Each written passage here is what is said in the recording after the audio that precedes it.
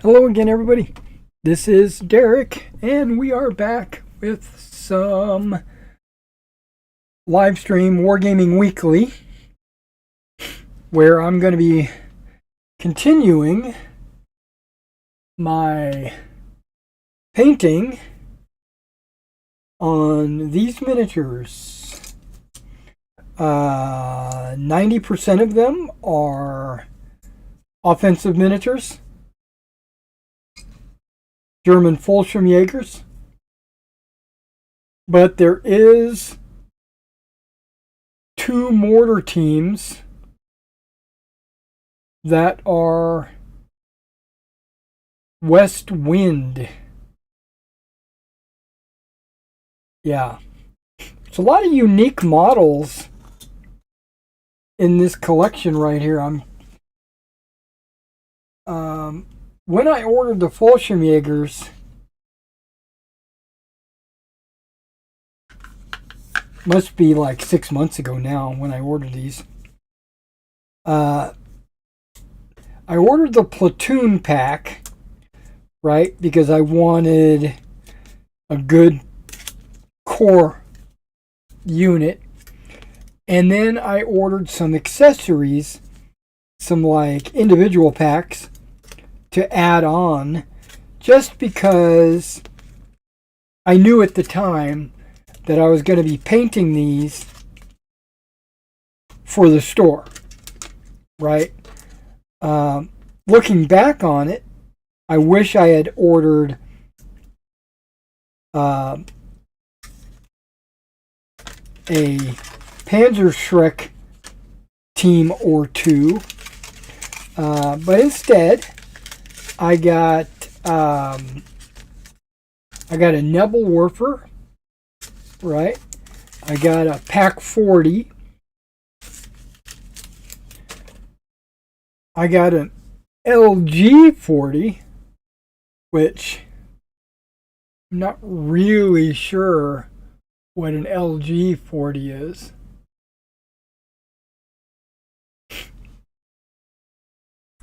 But it is a Fallschirmjäger weapon. It's also in the bolt action army lists, which I was appreciative of. Yeah, these two are the West Wind Berlin or Bust mortars, and this is the offensive miniature mortar, which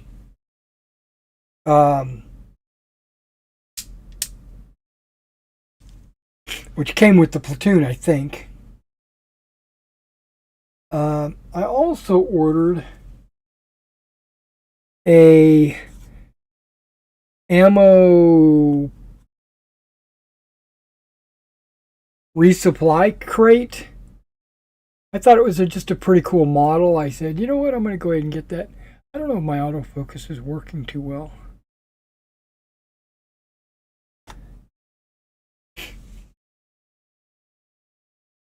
And it came with an MG42 medium mortar. Yeah, I mean medium machine gun. Tripod mounted.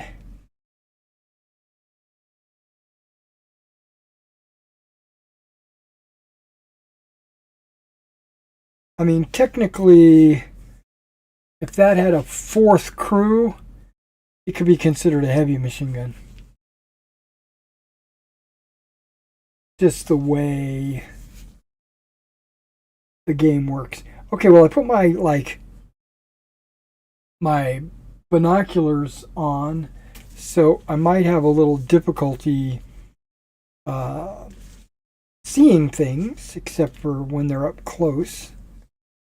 I'm putting my gloves on, a couple of reasons, so I don't get paint all over my fingers, but also to protect my skin, because I am very prone to blistering. I know, it's weird. I've been noticing the last couple of months my skin is starting to lose I'm not going to say lose flexibility because it is still super flexible, but it's also like super stretchy. Um, I think I need more collagen in my diet or something. I don't know. I do have some I have like a collagen supplement from BioTrust. Um, but it kind of gives me an upset stomach whenever I use it.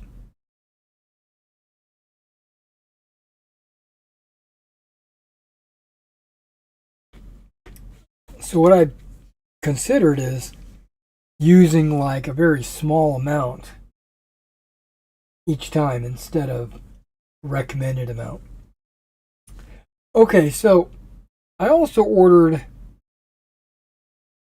um it's part of the fire support team, but there's an anti-aircraft machine gun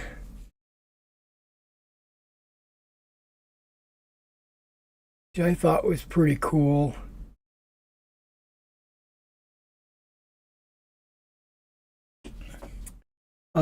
I ordered the medic pack, or I should say the casualty pack. It comes with a medic, and it comes with a guy crawling on the ground.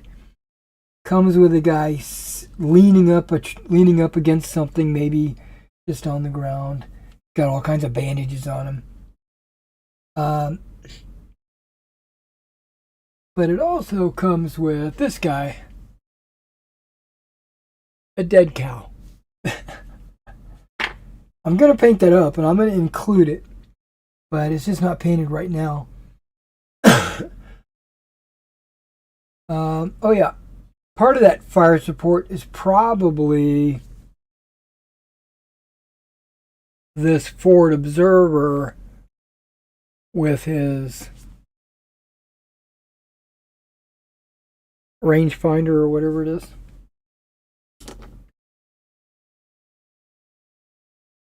Okay, I'm very close to finishing these guys. I've been working on them since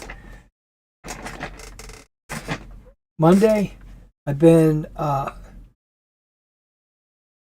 washed them, I cleaned them with like burrs and flash and stuff like that. Uh, Assembled things that needed to be assembled.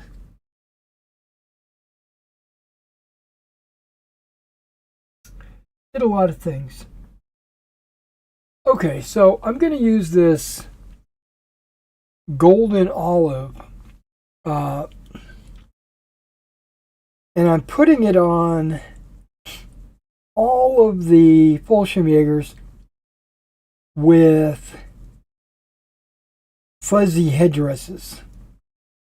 You know, the ghillie suit looking leaves and stuff.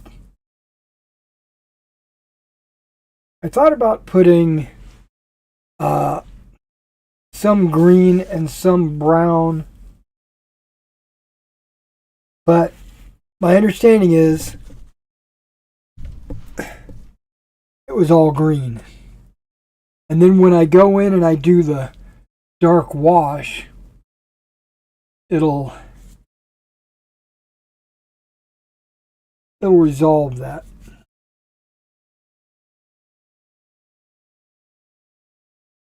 And this golden olive is very similar in color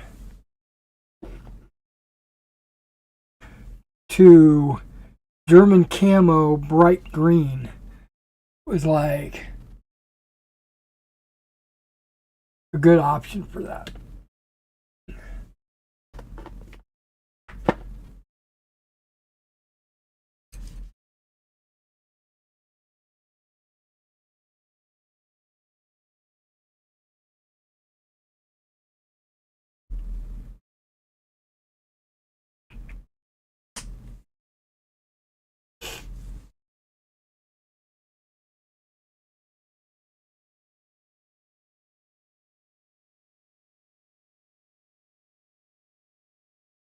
Might have been just a little bit too much water. The water came out pretty quick. That's okay. So now I'm going to pull these figures and come at them.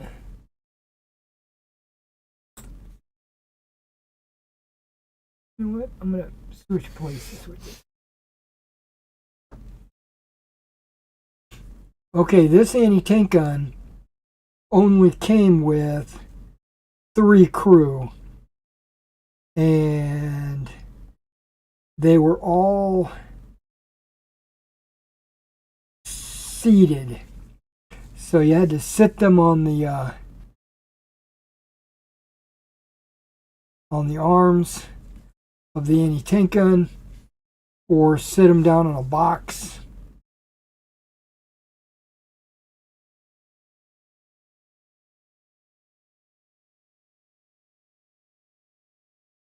But there was only 3, and you need 4 in bolt action. So I just grabbed a guy that looked like he could serve as a crewman, and I just added him to the base. Normally, when I do any tank guns or artillery pieces or flak or anything like that, normally what I'll do is I'll individually base the crew, so that if you ever needed to separate the crew from the gun, which you can in bolt action, it would give you that opportunity to separate them.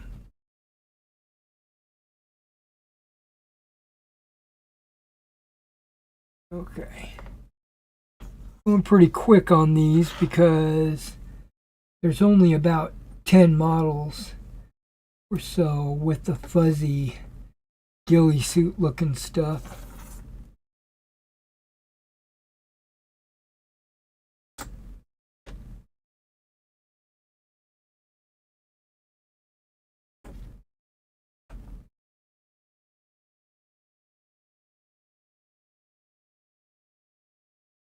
Like this guy. Now, I don't think these are coming out of a sniper pack. They might have, but I think there was a pack called Prone and Kneeling, and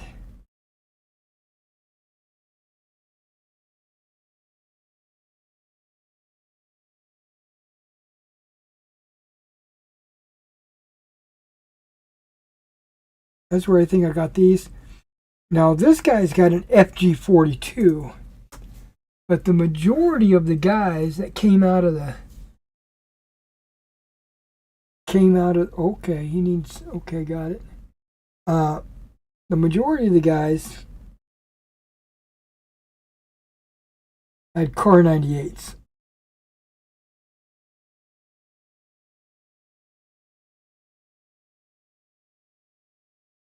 So I was planning on painting them as in the 42 jumpsuit, as opposed to the 43 Splinter.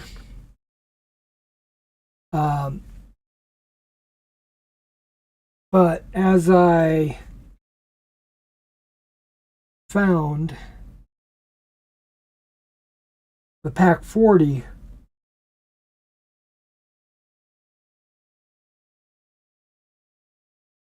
wasn't really used until their uniform changed. And I think the LG 40 also.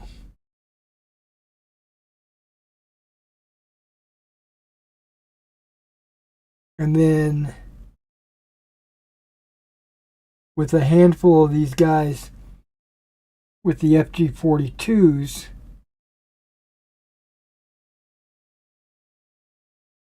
I was like, okay, I'm just going to bite the bullet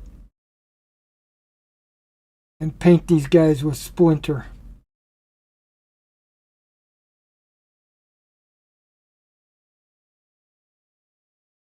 It was time consuming because I'm painting, I don't know how many miniatures are on the table right now. Oh, I also got a couple of figures. I got Scorzini and Mussolini.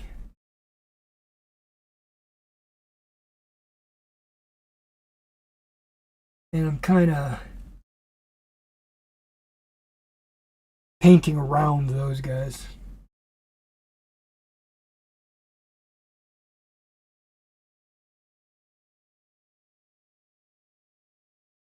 Kind of like the cow. I originally had it in my painting lineup.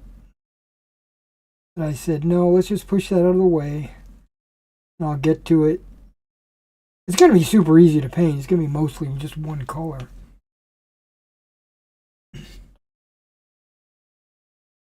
The helmets on these Fallschirmjagers, a bunch of them have helmet covers.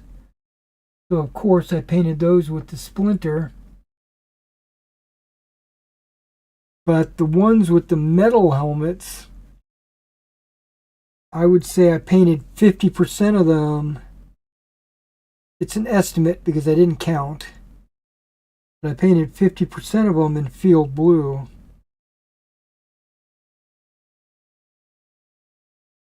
And then the other 50%, I painted Middlestone or camo dark green.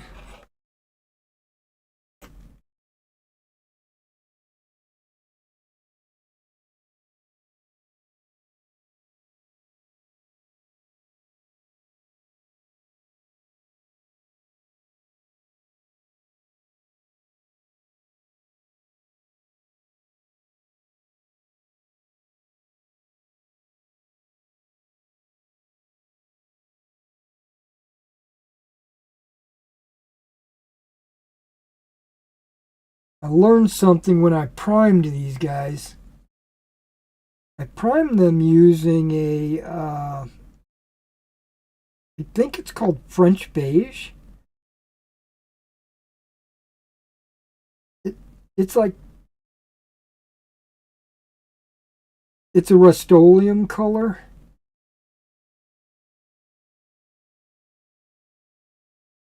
But it's almost exactly German camo beige. Just a slight difference. So I went over it with German camo beige, and I'm like, you know, for the smock, and I was like, oh, not much difference.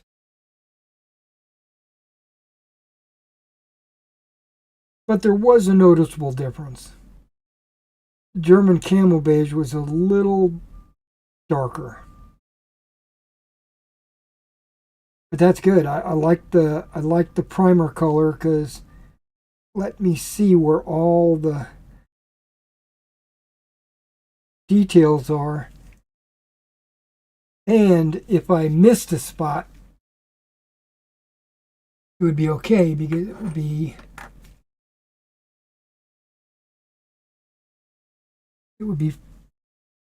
beige already.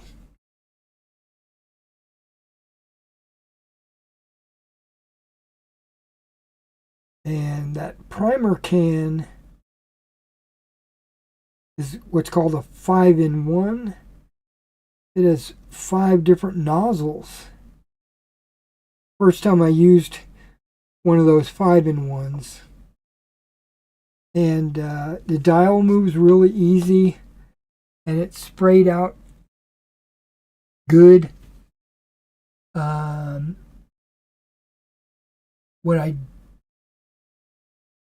was a little confused about was I put it on normal and it came out like super heavy. Like normal, I was thinking, but when I put it on normal, it went like that. Okay, let me put my reading glasses on.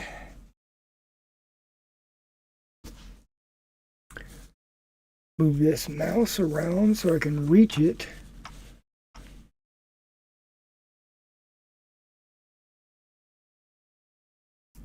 We got Mateus saying hello. Well, hello to you.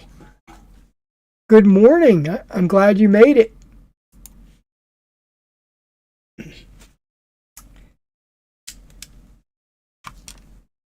Yeah, I'm glad I made it because I just finished breakfast like right before we got started.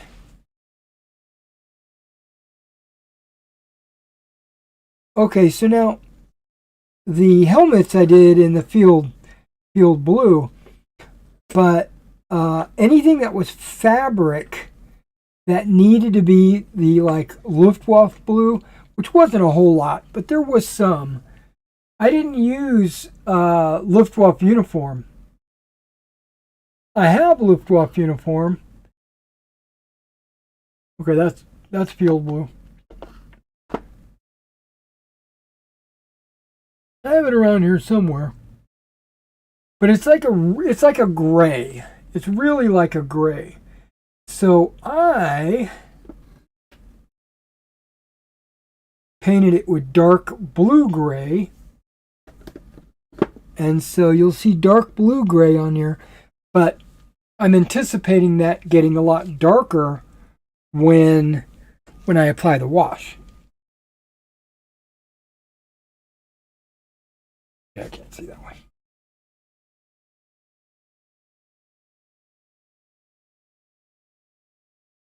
Good morning to yourself. Welcome to the stream. Okay, so we got that color out of the way. That's the alga. No, that's the golden olive. Okay. I decided not to go with alga. Alga's a little bit darker. I probably could have, but I'm also anticipating a strong wash on these guys. So there is that. Okay, trying to decide. I got these colors lined up here, how I want to do them. Okay, I got green, light green uniform, and that's going to be for like spare barrel bags.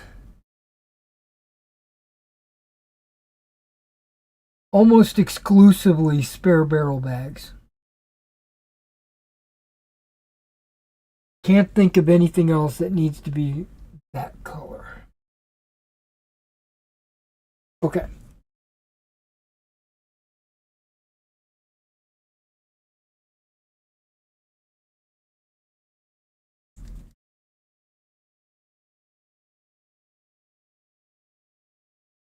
I wonder. I'm going to add it. Oh, yeah, that looks good. I'm going to add it to the green I already had. Do a little mix.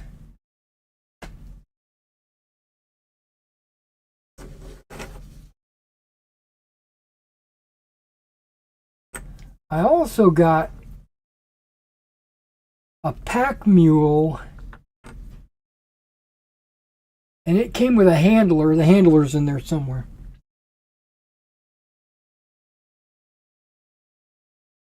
I don't think this needs anything painted. I think I've already painted everything what I want it to be painted, so. Okay, spare barrel bags. That's only going to be my machine gun assistance.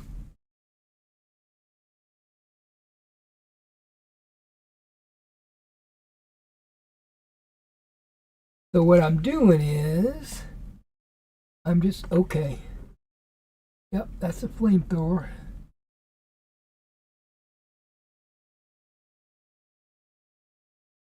Some of these guys are hard to find.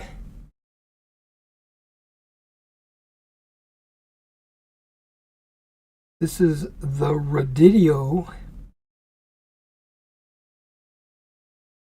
Gaga. Oh, it's a Radioman.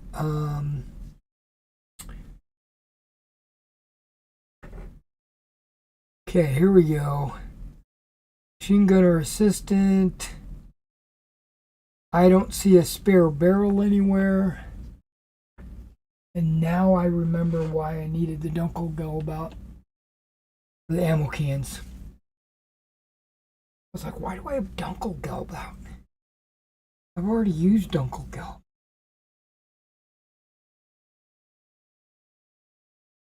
Okay. These guys just don't have the spare barrel bags. I know a few of them have them.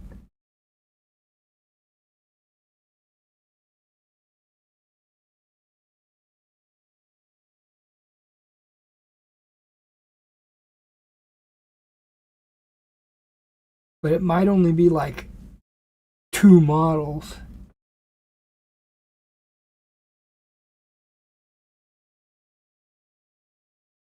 So I did a lot of research on colors for these guys. A lot of discrepancy on the uniforms, which I don't think it's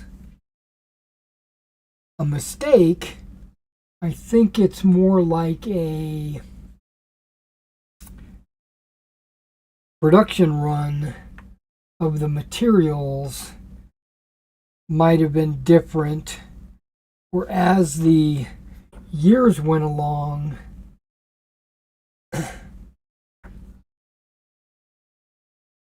the uniform changed.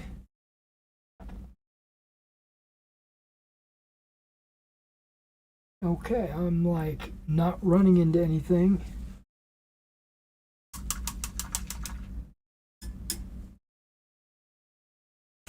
Let me keep going.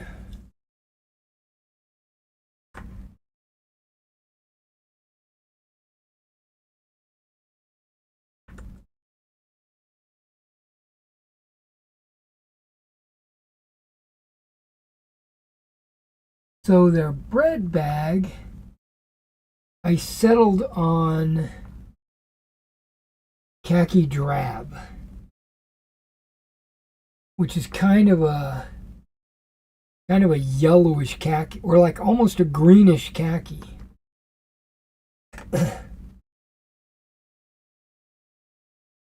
So it gives the bread bag kind of a greenish tint.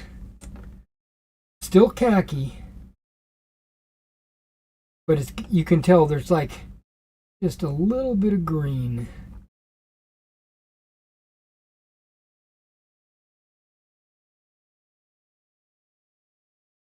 And I think there's only like 5 or 6 assistant gunners. Not all of them have. Okay, this one does. Hold off on it. I was going to say not all of them have the spare barrel.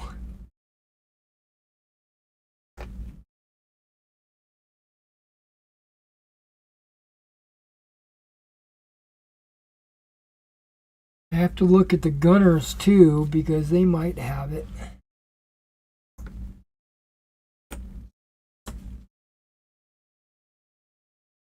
Yeah, one of these prone guys, I don't remember which one it is. Like, okay, here he is. I'm going to say one of these prone guys has it laying on the ground next to him.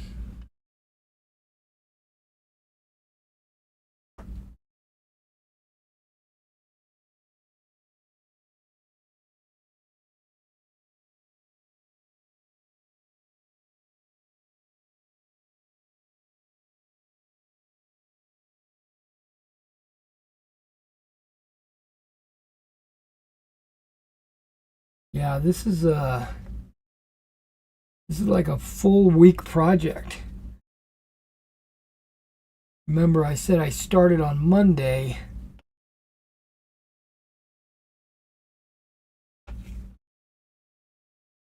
I might have started Sunday with just, brushing and soap and water.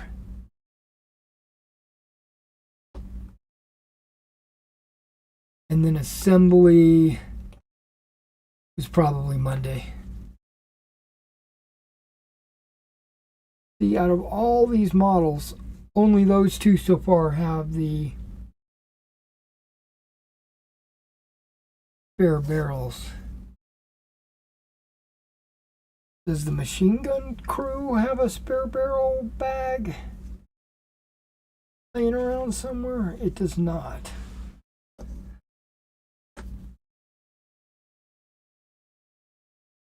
How about the AAA machine gun? It does not. Okay, so only those two models. Wow.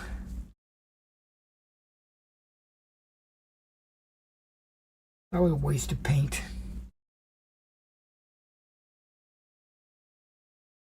I could have put it in the middle just to drop, and that would have been enough.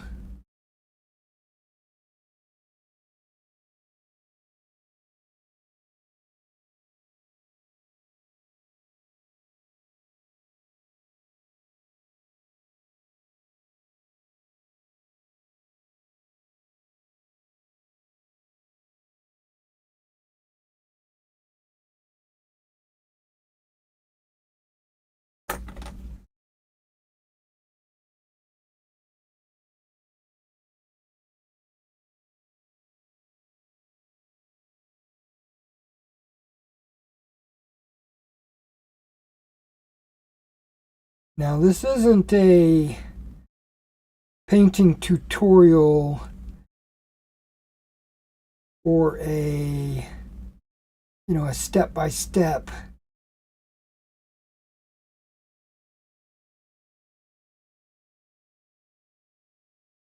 Sounds like my neighbor's got some work going on.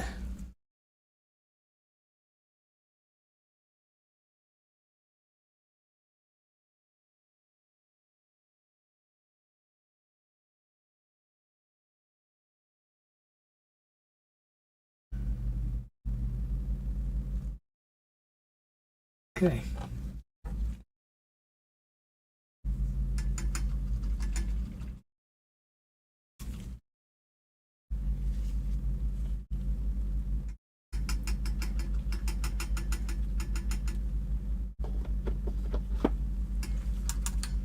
I did spend an hour or so one night. I dumped all these paints out and I reorganized because I couldn't find any of the paints I was looking for. So now it's German, American, Russian, British, others. Or I should say universals.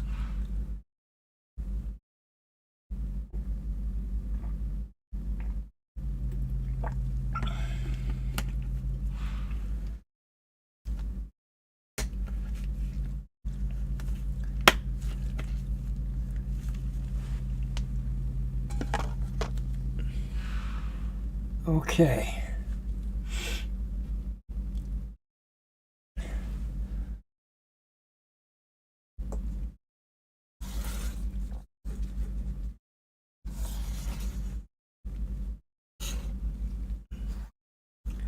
I pull these over so that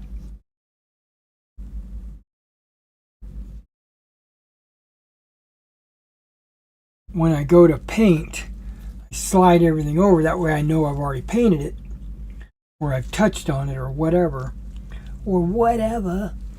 Okay, so I've got a couple of colors I want to do.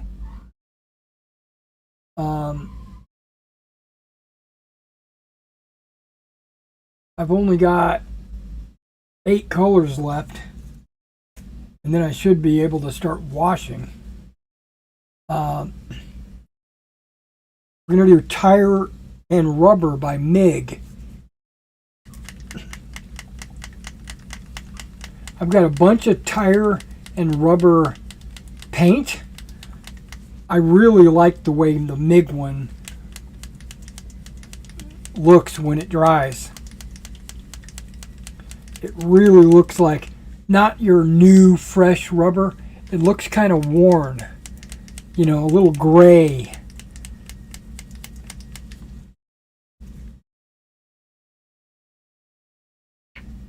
And I use it for more than tires. I also use it for rubber.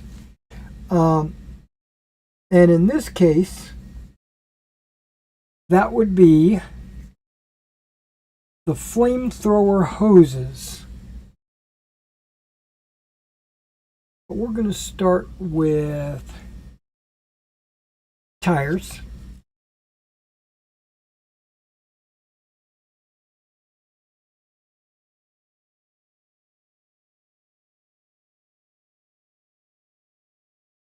I don't know, I hear some squeaking going on next door. And a motorized something. Maybe it's like a pressure washer or something.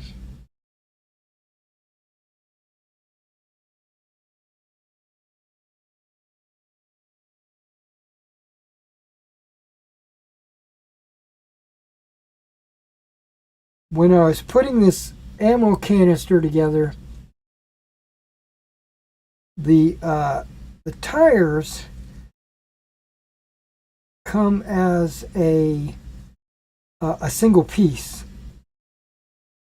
and of course, when I attached it, or before I attached it, I actually broke it.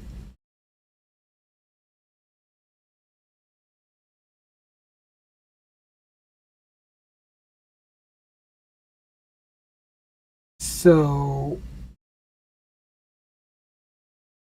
I had to jury rig it a little bit when I glued it back together.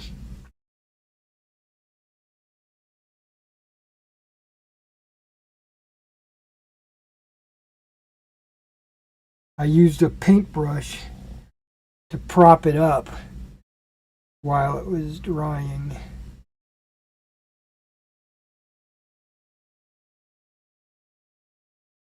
Which worked out really well. Actually in the right position.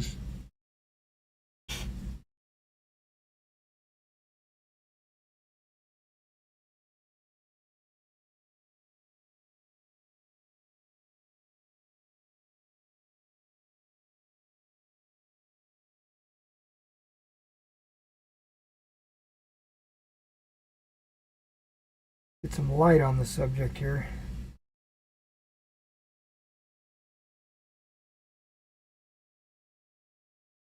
I can see what I was doing. Okay, those tires are done.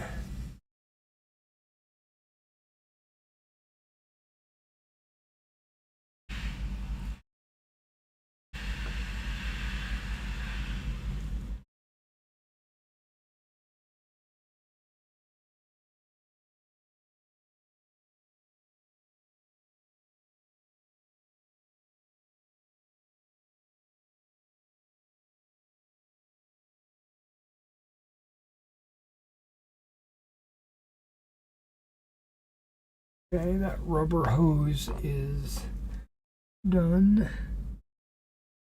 There you are.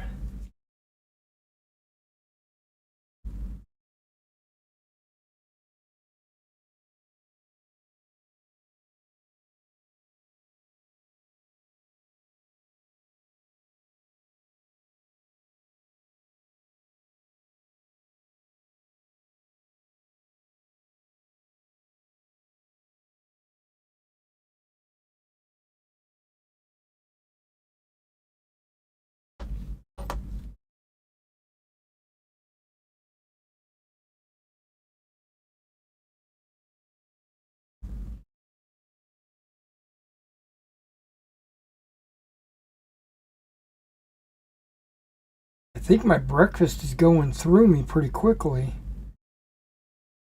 I might have to take a break.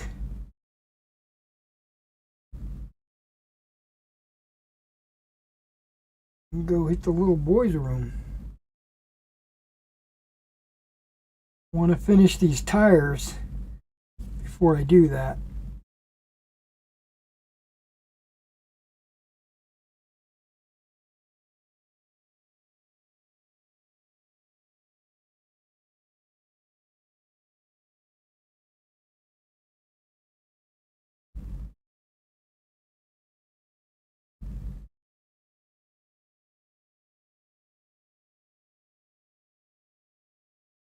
Yeah, this Nebelwerfer's got some serious tires.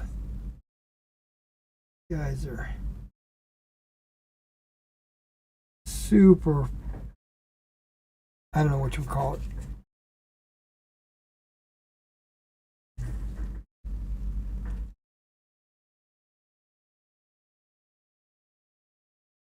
More than an automobile.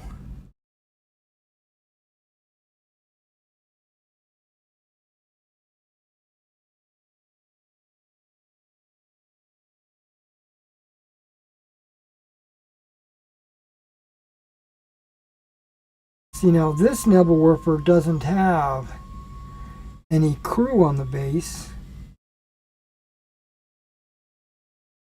because I mounted those separately.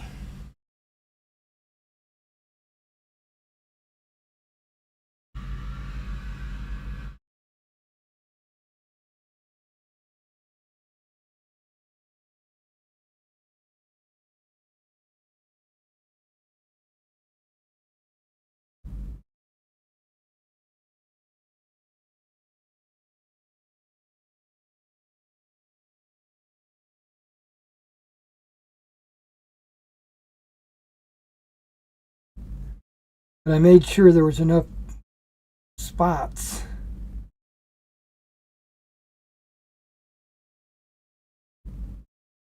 so that all 4 crew could fit on the base with the gun.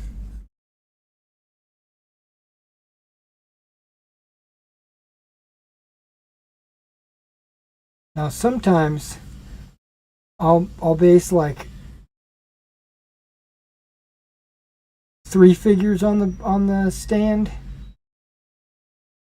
and then the 4th figure will sit off to the side on a separate base. And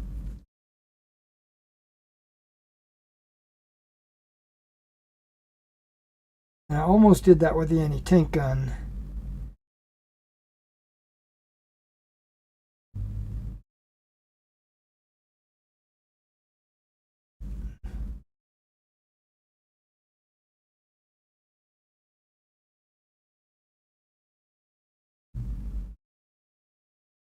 But I gave in, just said, nah. Just go ahead and put them all on the base. Keep it easy.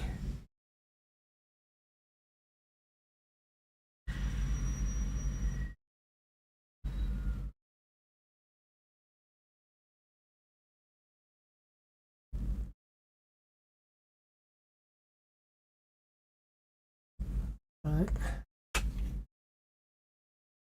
Last but not least,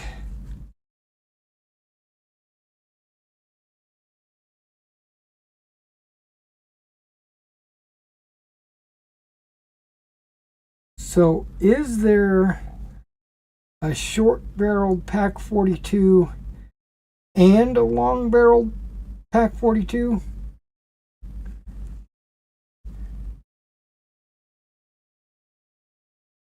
Like, is there a not Pack 42, Pack 40, like a 70 mil L70? And then is there one that's a 75 mil L46?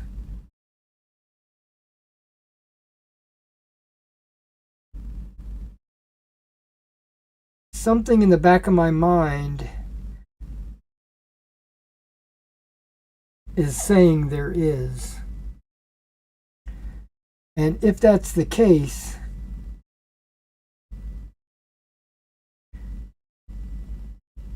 this is the short-barreled version.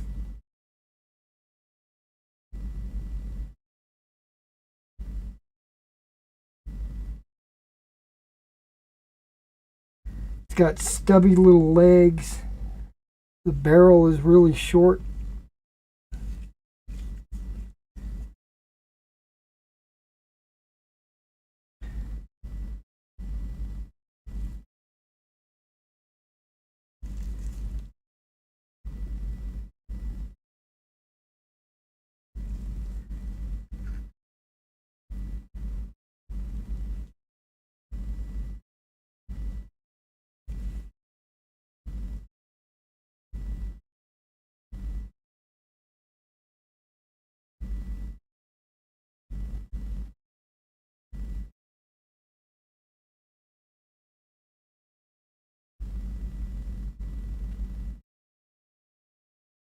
Hard to see down inside there on the inside of the tires.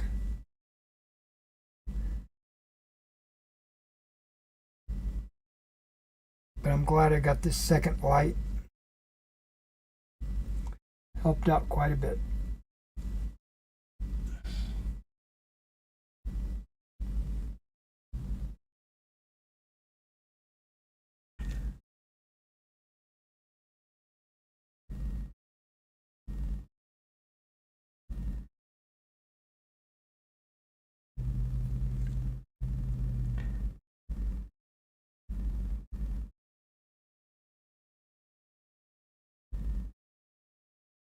Yeah, this is sold on the Offensive Miniatures website as a pack 40. And I always thought the pack 40 was the long-barreled 75.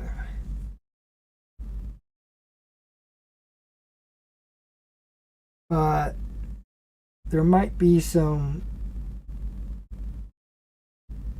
versions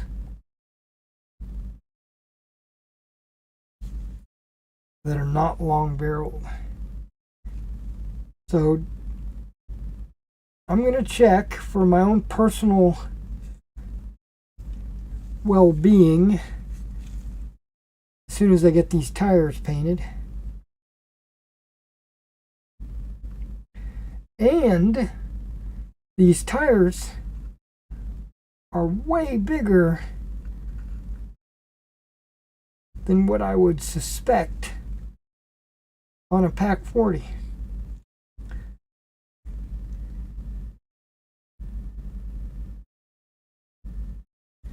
They're like ginormous.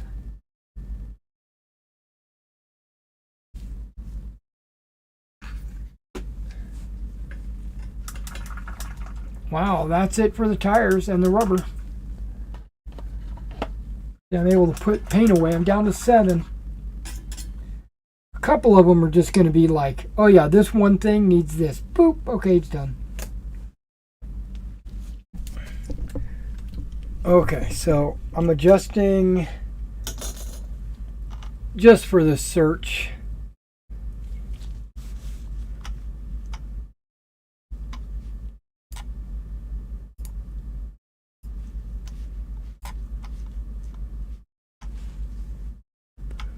What happens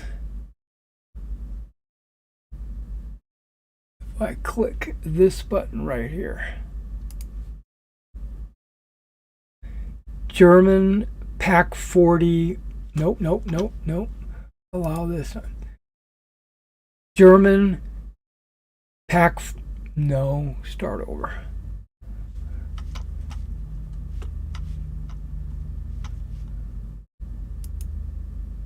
German pack 40 length. Okay, it doesn't matter. I was too slow. Okay, German pack 40. It was referred to as the 75L46. There are two versions which would be referred to as a 75L43 or the 75L48. Okay.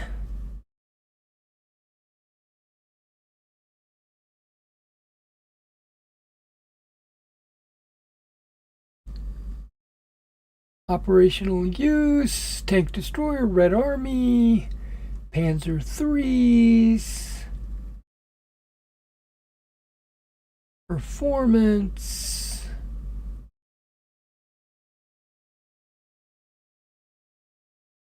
the short-barreled 75 was used on earlier tanks.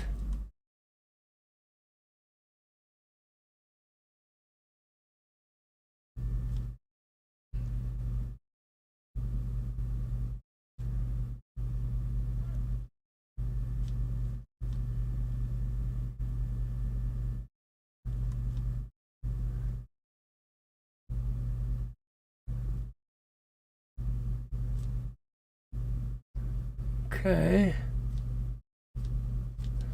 People used it after the war. Okay.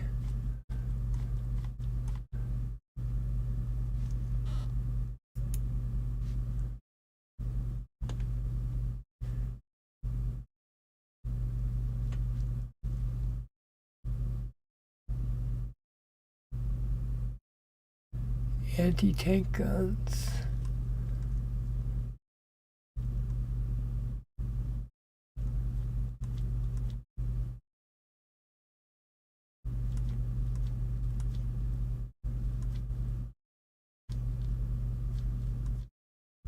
Okay, that doesn't help. Let's try something completely different.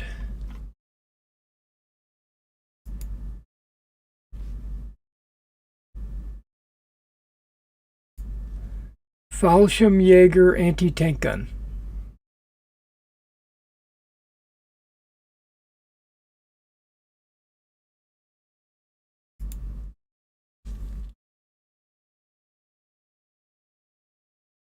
Okay, that's something I don't care about.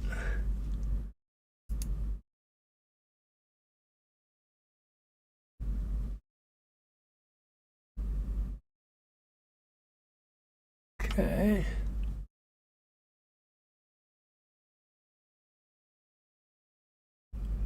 Battle of Crete.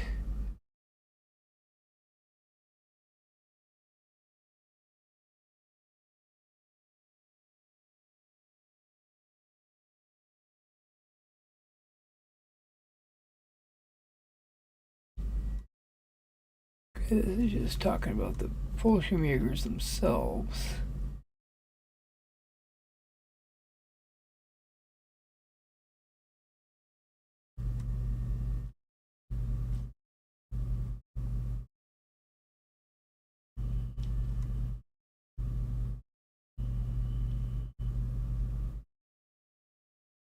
Okay.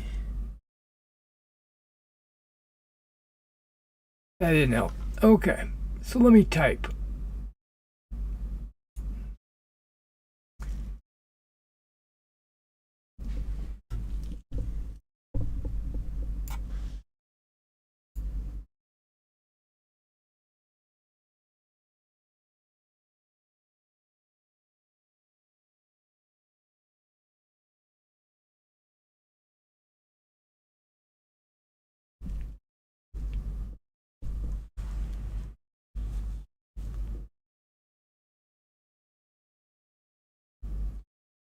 Parachutes, the weapons. Here we go.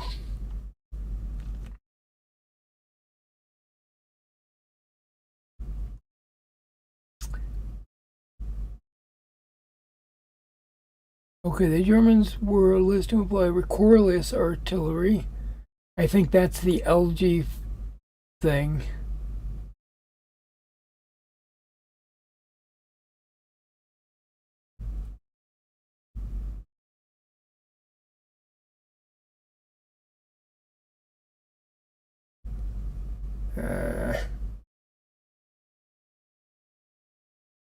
Not helping me at all.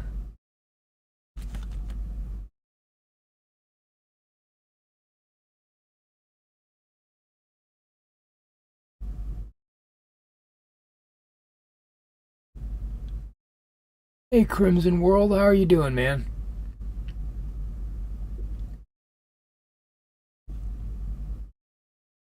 Okay, so I'm going to try something completely different.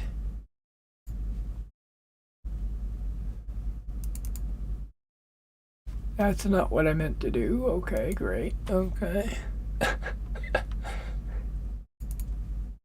Yes. Yes. Yes.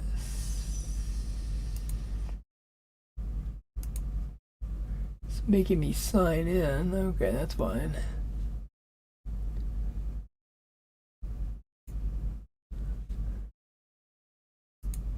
Going to Easy Army.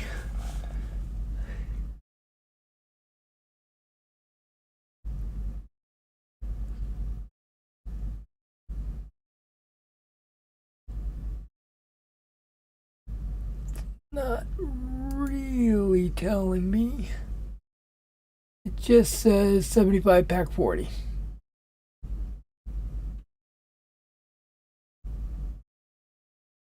Pack 40. I think there's a short barreled version.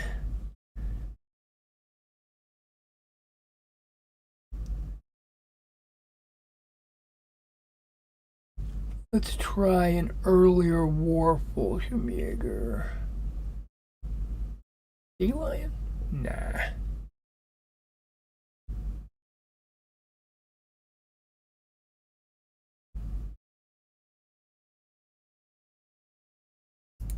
Fallschirmjäger.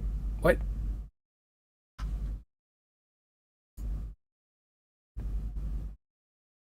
Fallschirmjäger Crete.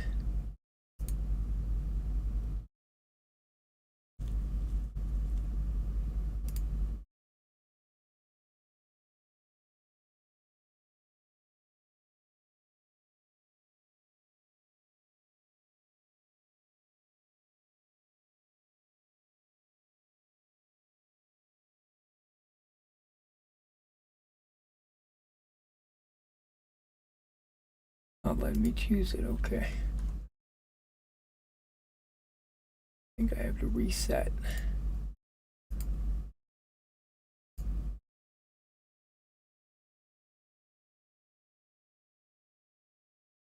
Yeah.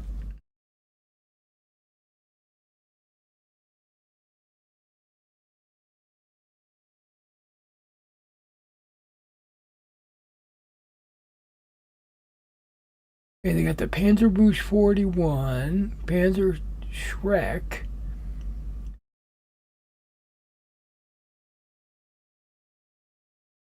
anti-tank rifle team.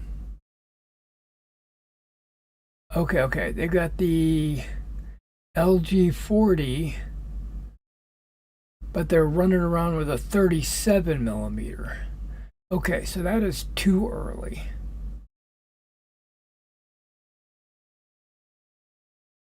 Like I thought.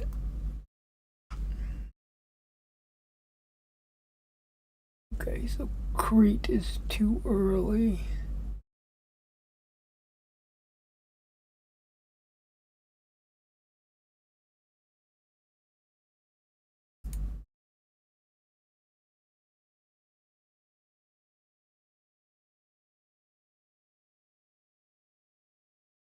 Yeah, early war is too early.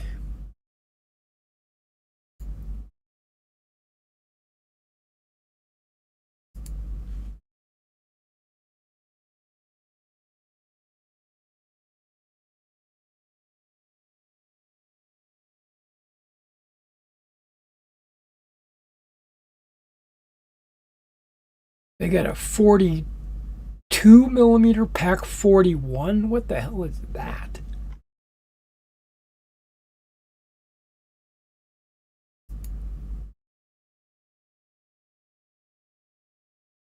And it doesn't say. Yeah. It just says 75 millimeter Pack 40.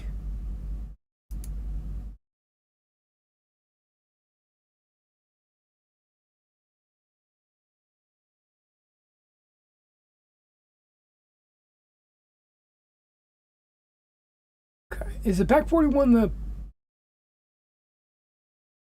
Panzerbusch? I don't think so.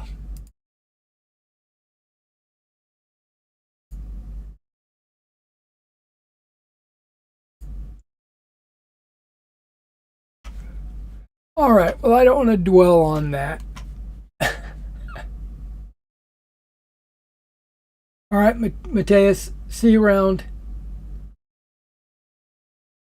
Hey, Crimson World. Is this my hobby? Yeah, it's one of my hobbies.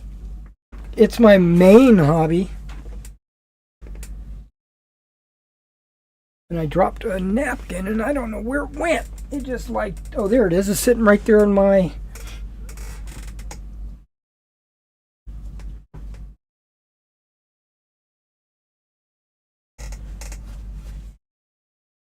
It landed right there on the wheels of my chair. Okay, so back to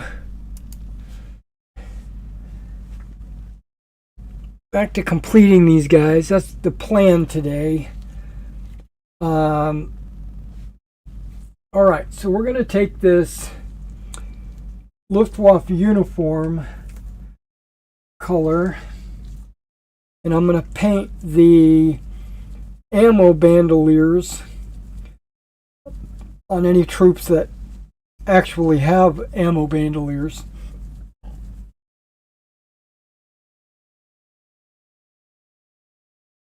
And this Luftwaffe uniform is like very gray.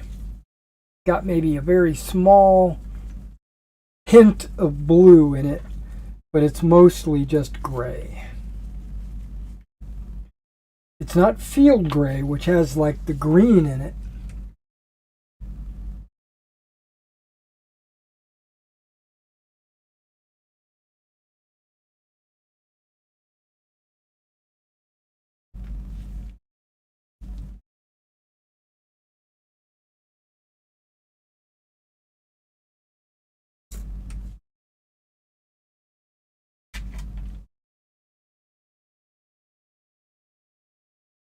So Crimson, if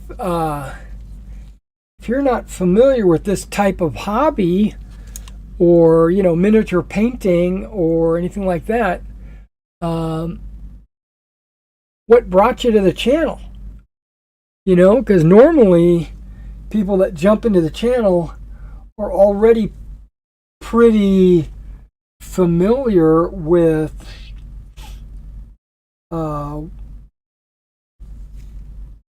wargaming and using miniatures and stuff like that. Or was this just kind of a random, recommendation by YouTube, and you just clicked on the video?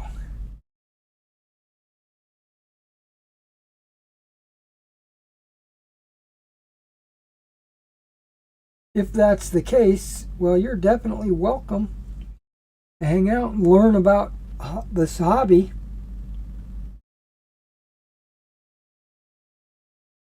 Because painting and assembling the models is only part of the hobby. These models are actually used on a tabletop in a war game. And there's a million different war games out there. But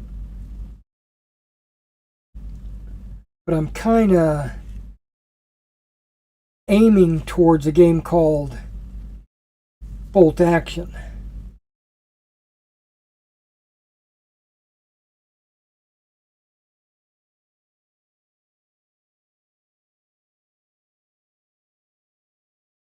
I don't play Bolt Action very much.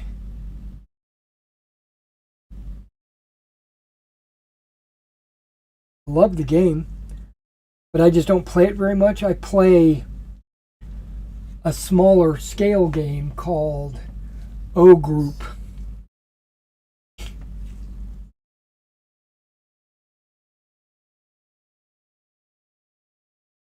A lot of my painting is off camera, so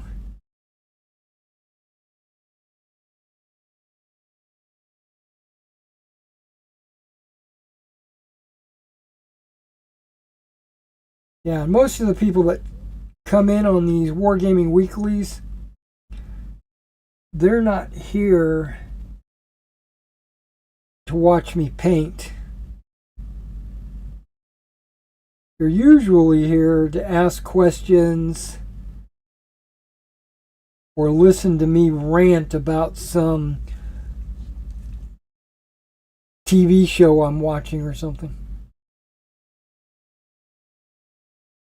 Or some game that's coming out soon. And I'm not talking about computer games, I'm talking about war games where you would use these models.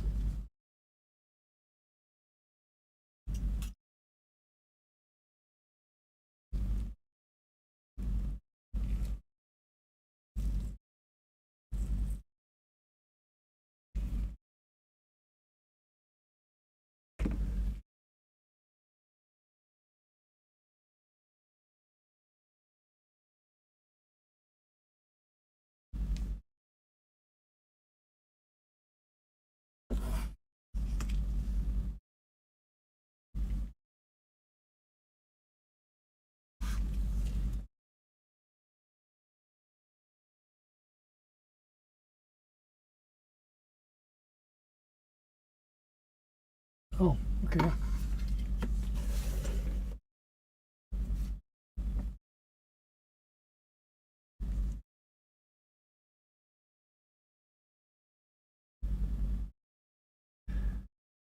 Yeah, the German Fallschirmjäger have this distinct cartridge belt that they wear over their shoulders.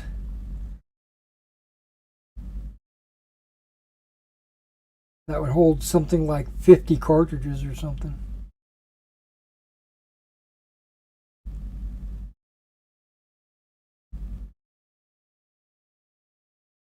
They wear it because I guess if they're going to be dropped behind enemy lines, they need to have enough ammo, right? You would think.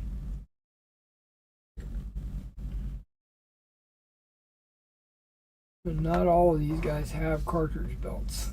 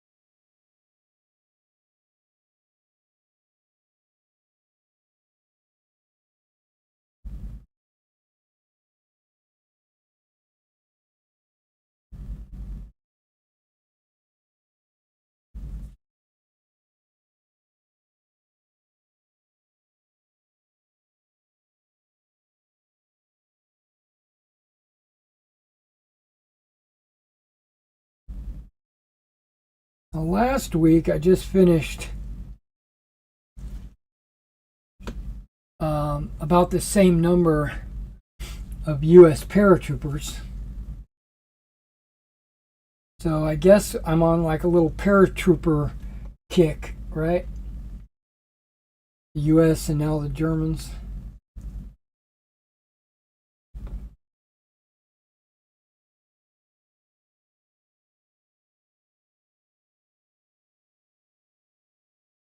But I do love me some paratroopers.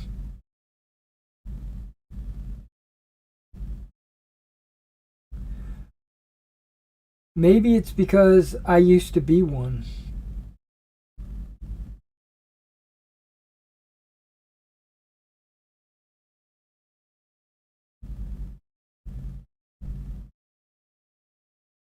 Actually, I probably loved paratroopers, and that's why I became one.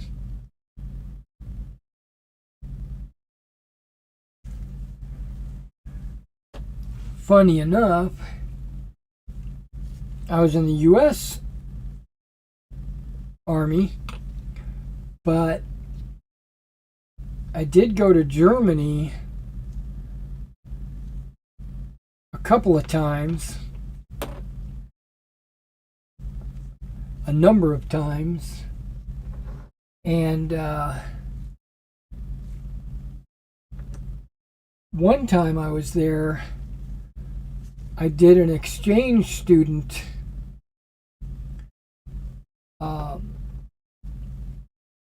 program where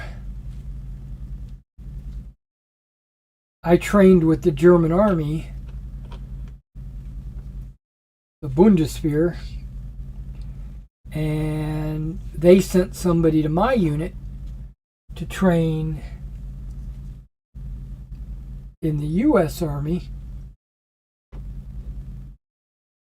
Now, this is when I was stationed in Italy, so it wasn't too far of a drive, you know what I mean? I got to jump out of the German helicopters, which was basically an American helicopter. It was the CH-53, and I got to fire their weapons. At the time I was doing this, the Germans were using the G3.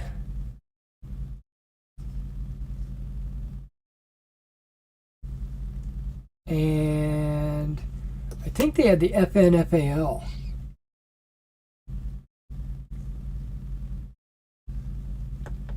I don't remember.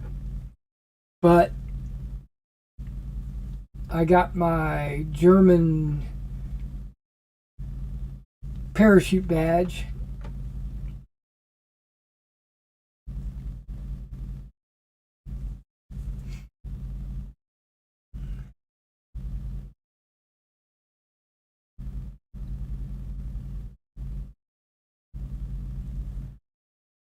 So I got to wear that on my uniform.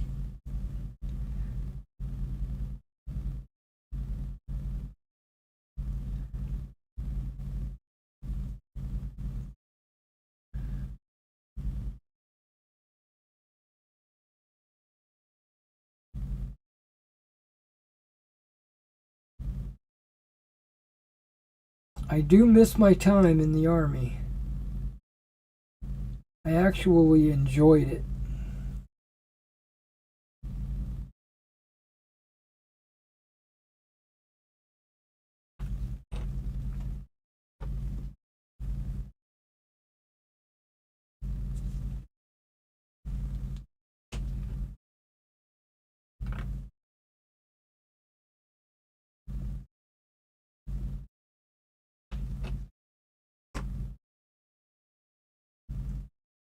But through peer pressure and not really knowing what I wanted to do with my life, I got out of the Army. And then after a couple of years of being a civilian, I looked back at my time in the Army fondly, and I said to myself, I'm going back in.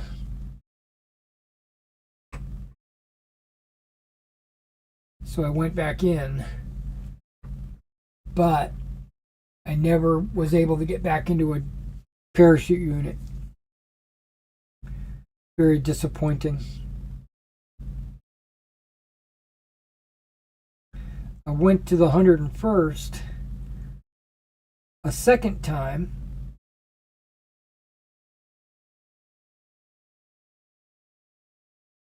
I was there in my first tour as a Pathfinder. And I said,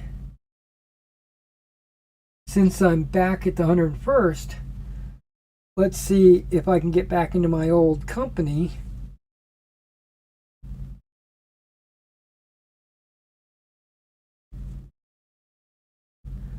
And I could not, because it was they downscaled from a company to a platoon. And they just didn't have the room for me. So I went into the Rakasans.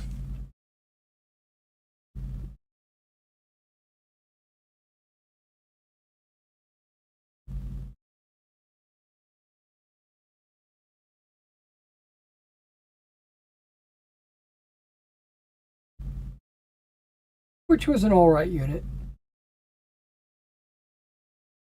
I didn't have any complaints.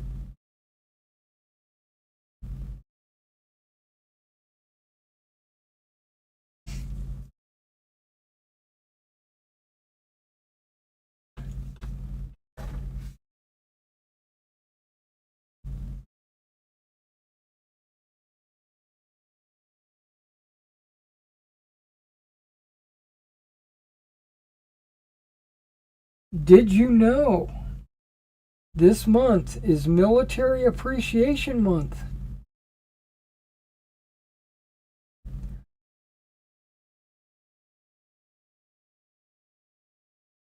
Also, I don't know if you shop at my store, but my 20% off everything sale is over with. But I want to have another sale. I basically have rotating sales. Like every month, something different is on sale.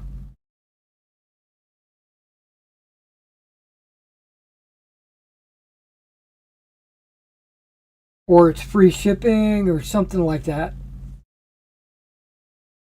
So today I'm going to put up a sale.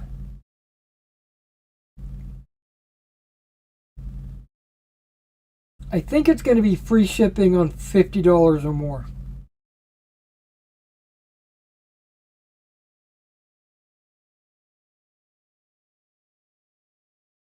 I was doing the math a couple of days ago of like, how low can I go? You know? And so let's talk about it, right? Little inside baseball. And I'm just going to use hypotheticals because I'm all about hypotheticals. Let's say something normally sells for $10, right?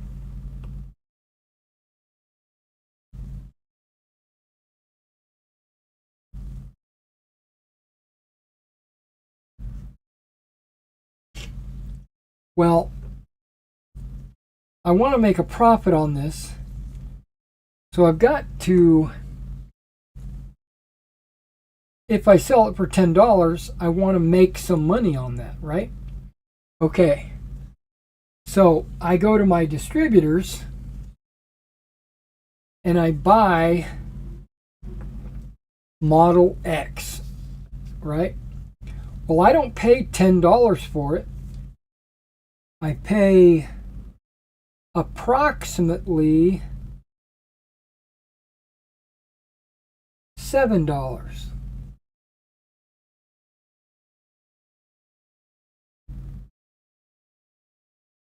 So I'm making a $3 profit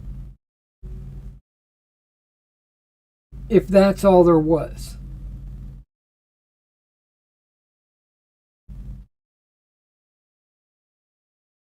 And of course, that's not all there is. Normally, I charge shipping, and the shipping is actual cost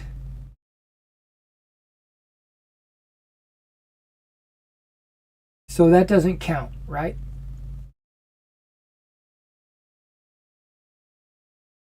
But it does, because bubble wrap, peanuts, boxes,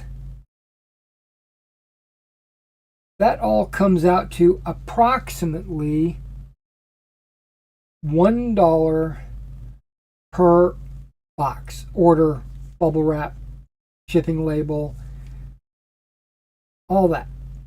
All right, so it cost me $1. So now I'm making $2 on a $10 item.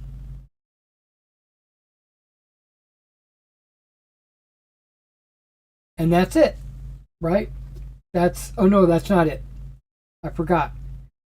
eBay, because I sell through eBay,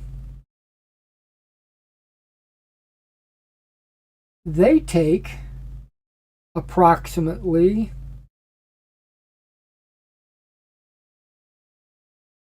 20% of every sale.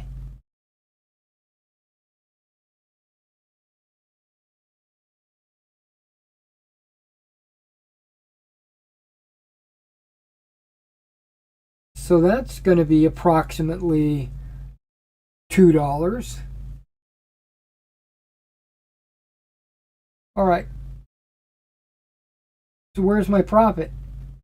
I didn't make any. I made $0.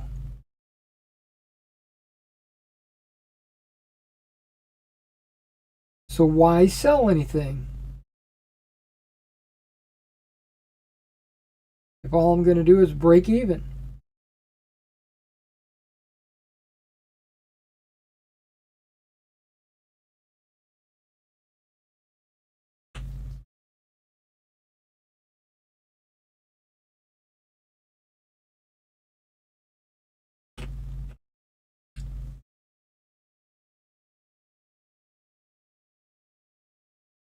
So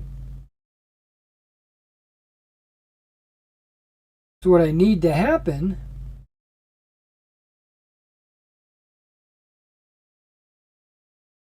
is to have larger sales so that my shipping supplies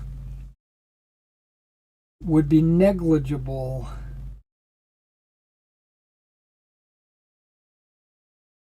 So let's say it's a $50 order.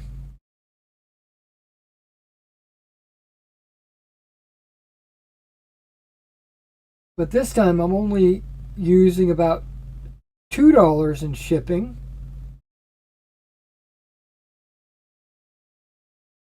Boxes and labels and everything else.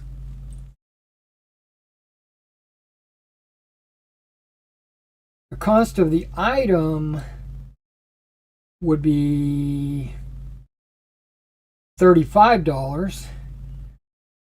So my profit is 15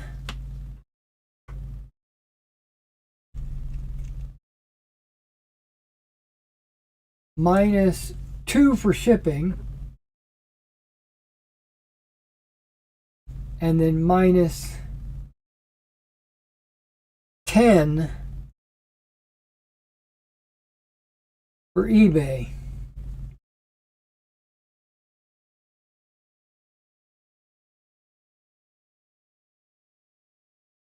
Okay. That's 12. Well, I just made a profit. Now I'm going with some like hypothetical numbers here. Not exact. but it's pretty close. Okay.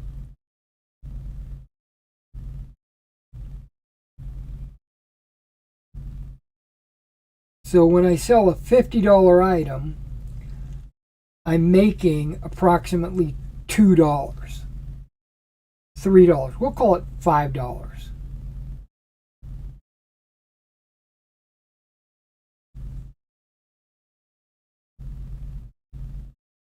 You know, and you think that, man, he just sold $50 worth of miniatures.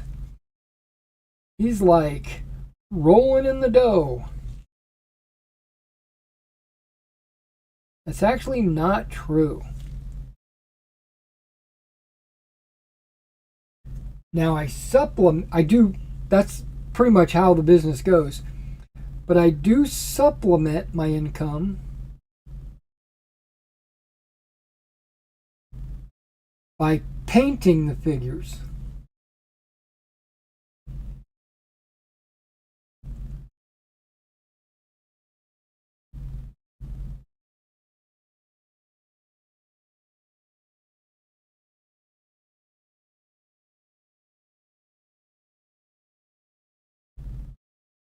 By painting them, I'm approximately doubling the value of the model.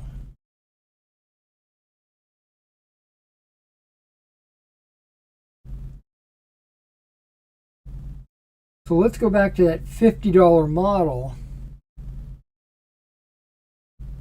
that I had to pay $35 to buy.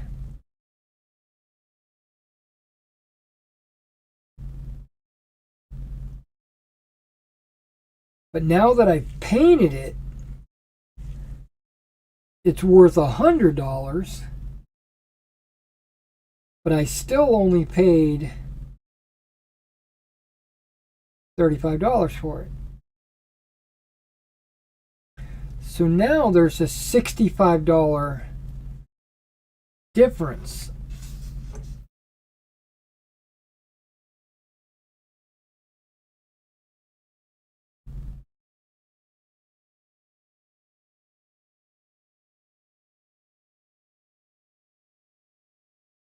And if I sell it, there's still the $2 boxes.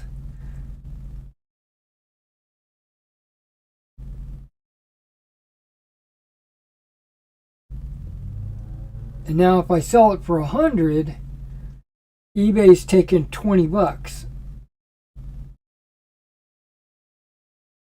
Right? So that brings me down from 65 down to 45.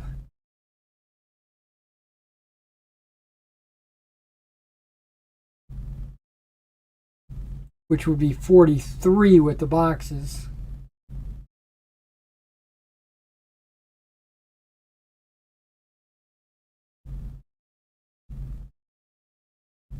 So you can see by painting it and selling it as a painted model,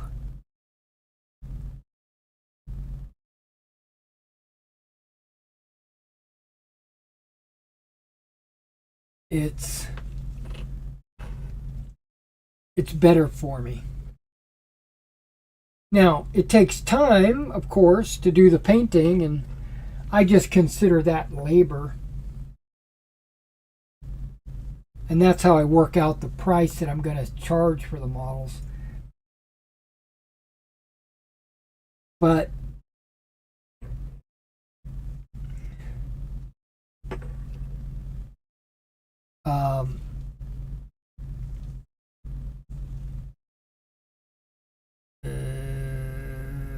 okay.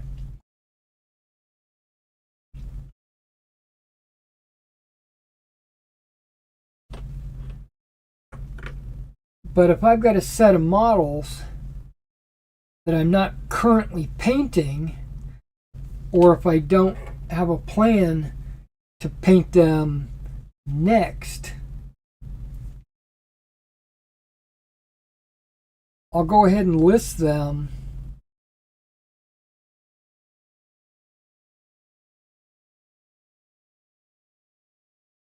and sell them anyway,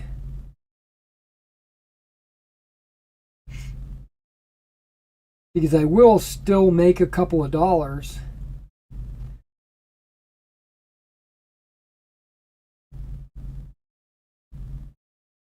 And then with whatever money I get out of that item,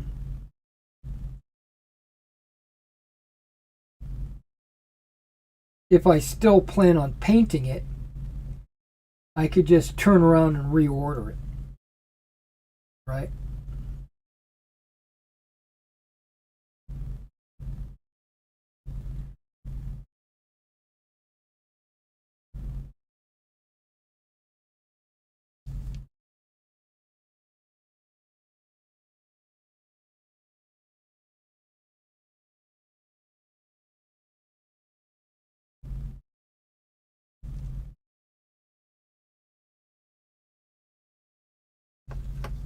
So no loss. It's just basically came into the house and left the house without me getting a chance to paint it.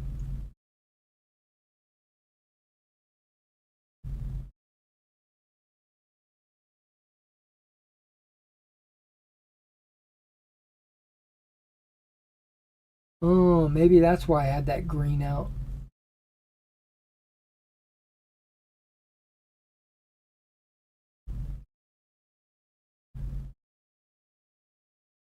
Looking at this model is reminding me that they've got some hand grenades.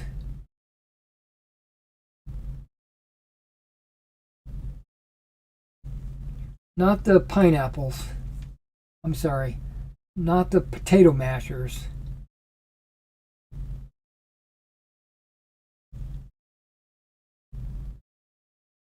But the, what do you call them? Egg grenades.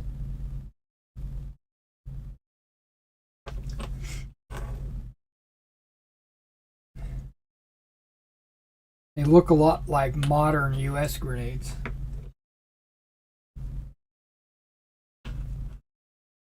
Yeah, I need to go and paint those up.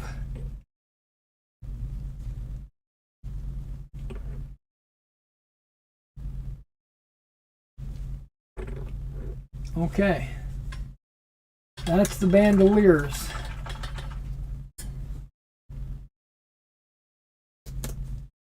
So what I was saying, what I'm trying to get at,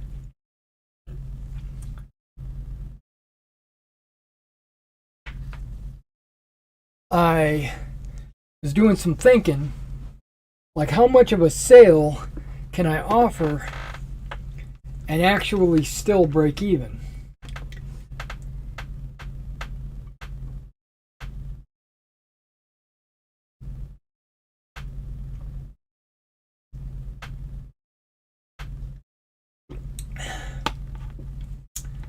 So I was thinking free shipping on every order, right? And shipping averages out to about $5 or $6. So if I'm going to lose $5 or $6, how big does the order need to be at a minimum to break even? And I pretty much figured out it's pretty much $50. So what I think I'm going to do after we're done here today is put free shipping on any order over $50.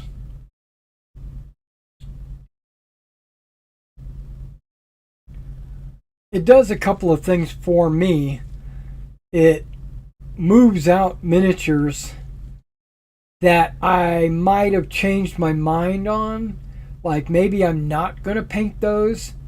You know, maybe I'm not going to use those. But someone will get a chance to get them and use them. And I didn't lose any money.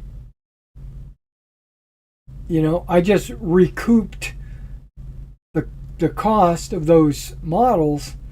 So now I can just turn around and reorder them.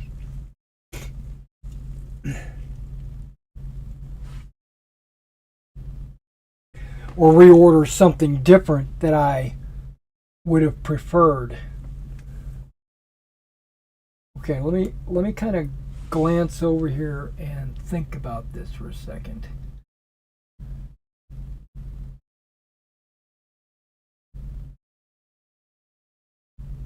I was going to paint the grenades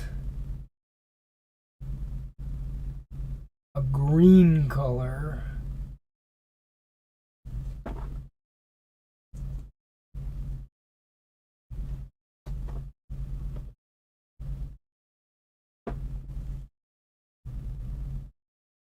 But not like super dark green. And not like an olive.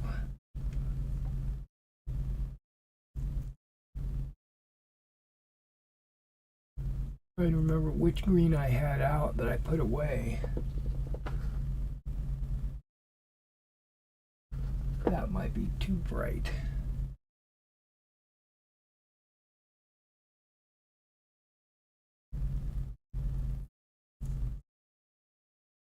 Look at it. Oh, wait.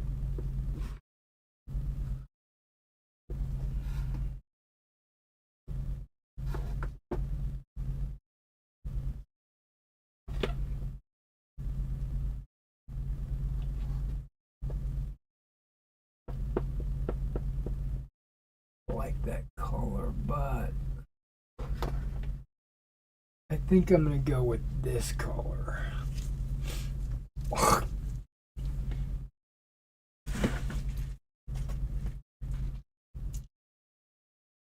For the grenades.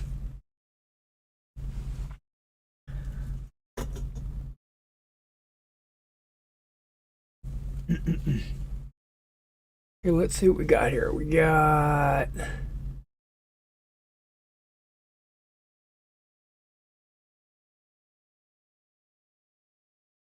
a Crimson World. Absolutely. This thing right here. You are absolutely correct. It is a good old Nebelwerfer. The crew is in here somewhere.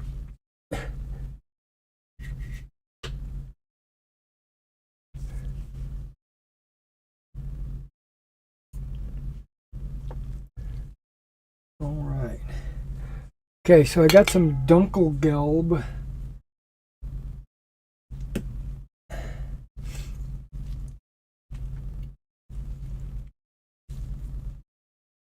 Don't think I need a whole palette hole for that because I'm only painting some ammo cans.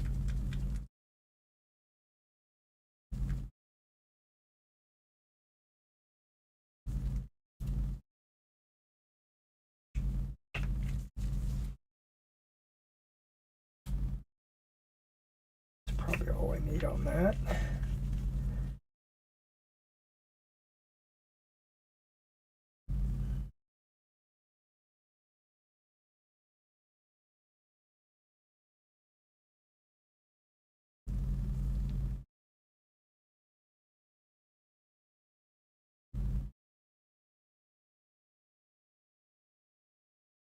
Huh.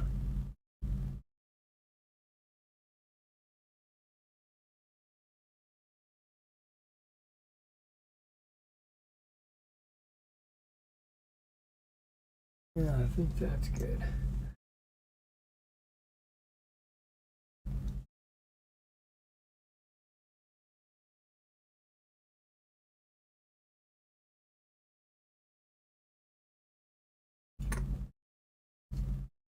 All right.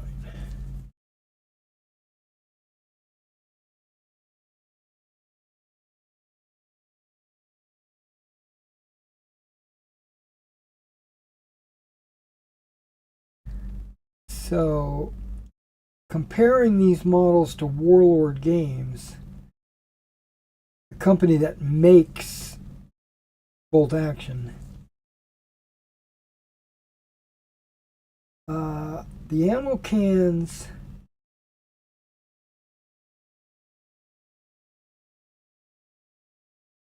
are definitely a different size.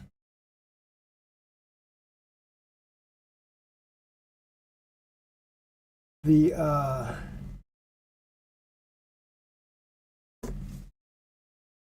these are larger.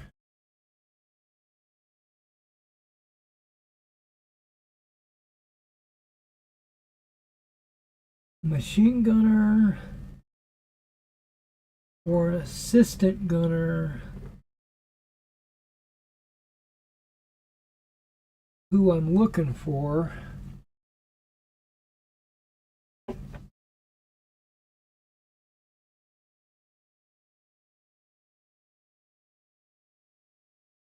for their ammo cans.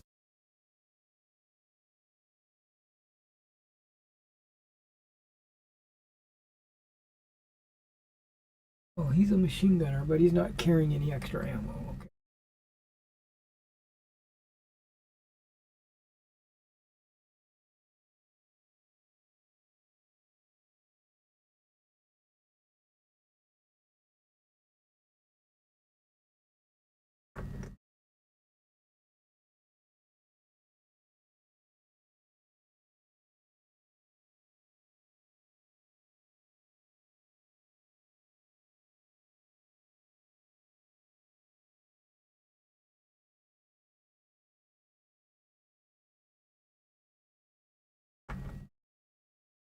Here's one.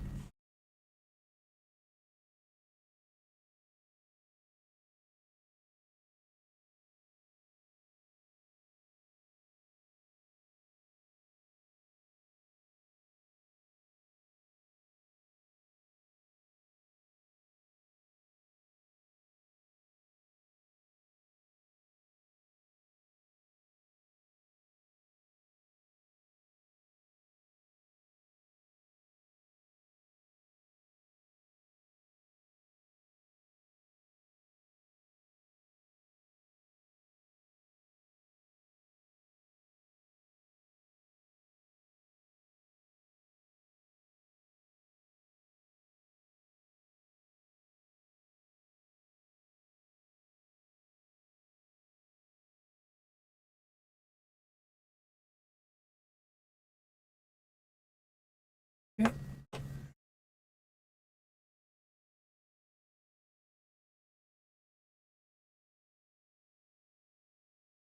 Yeah, it'll make locating those assistant gunners a lot easier.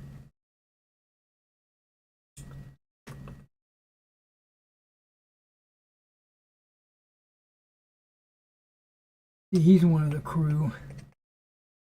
He's one of the crew.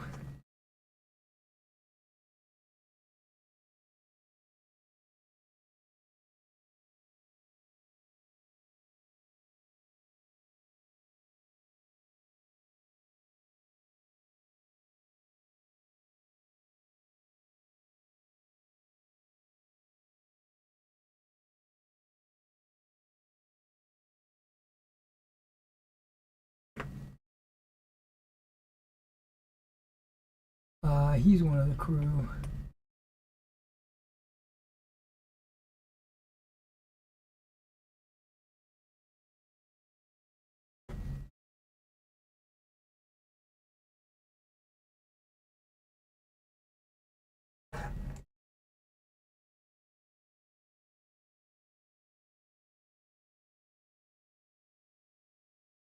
This guy's got ammo hanging all over him, but just no ammo can.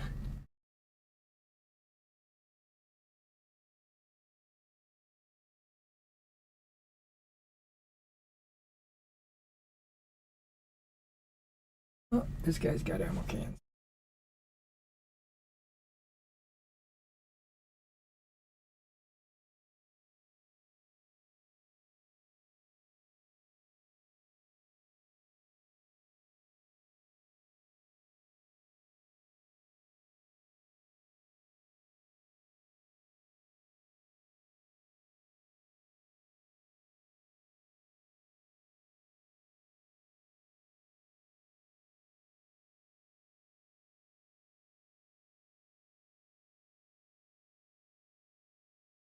All Dunkelgelb is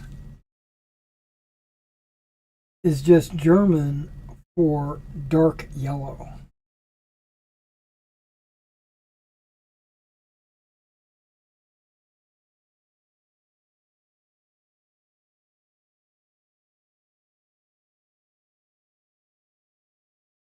But if you go out and buy something that's dark yellow, it might not be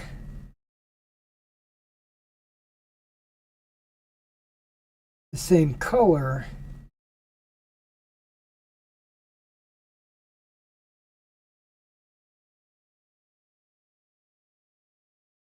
because I've got like 4 Dunkelgelbs up here, and every one of them is different.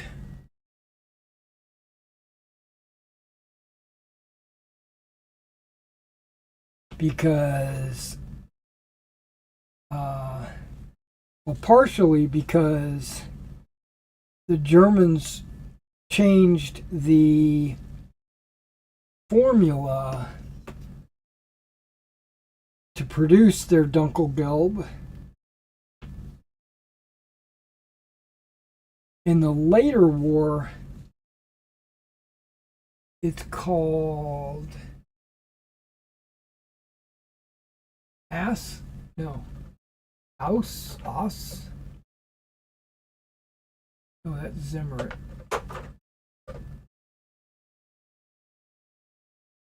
Ausgabe?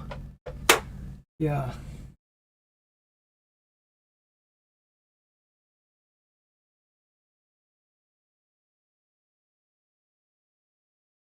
Which I think they put a little green in it.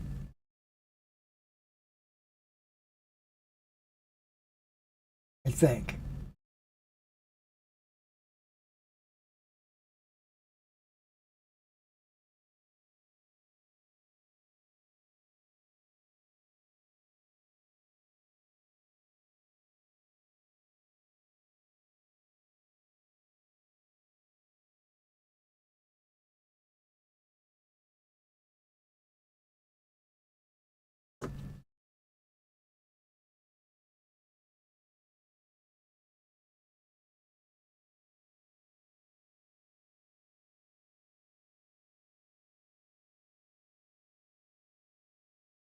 And like the Dunkelgelb that's on this mortar, not the same Dunkelgelb that I used for this anti-tank gun.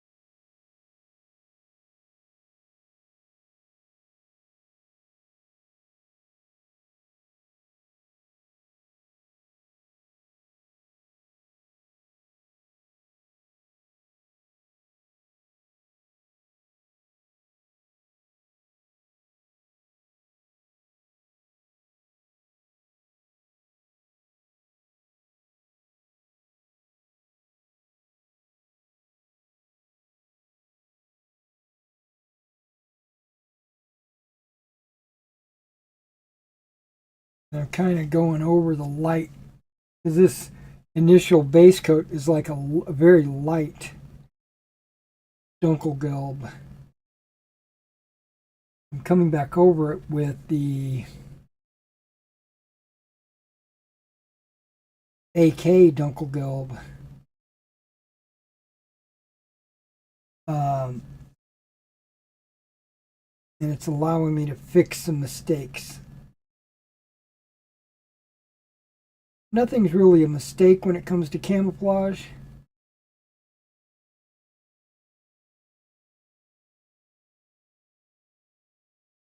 Unless your paint runs.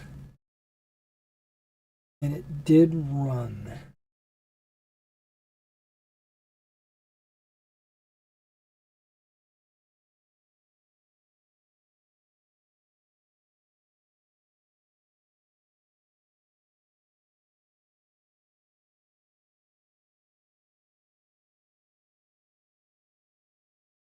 Couple of spots.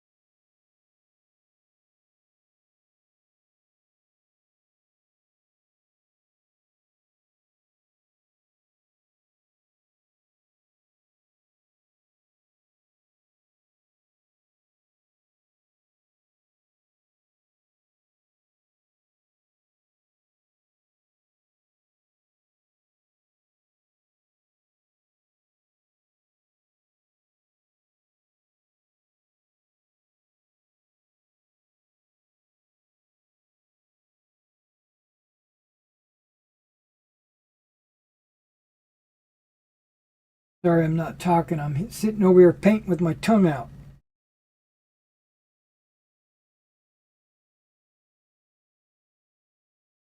Not literally, but figuratively.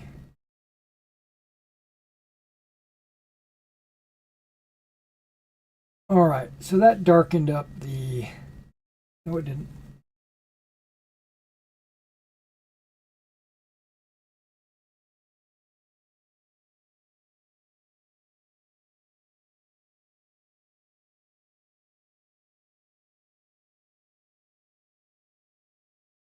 Okay, that darkened up everything.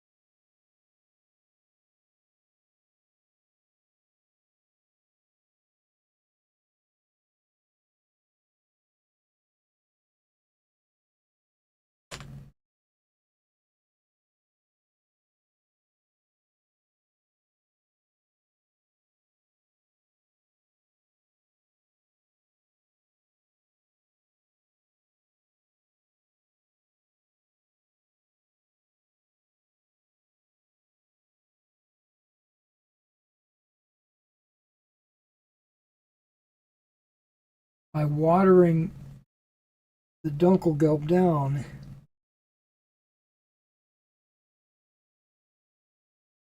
I can paint it on without fear of it clumping.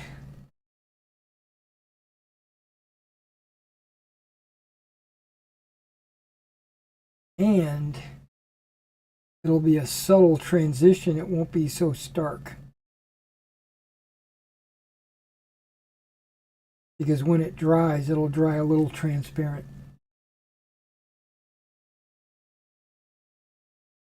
Which means there might need to be 2 coats, depending on how much of a transition there is.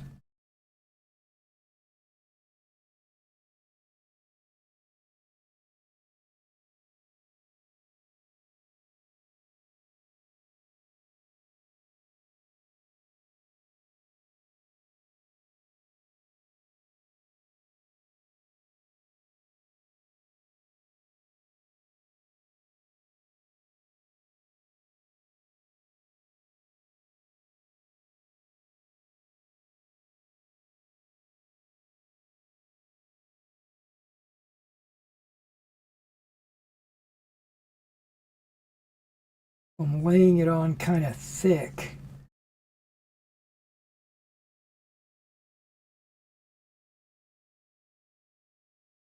So it'll blend a little bit between the colors as it dries.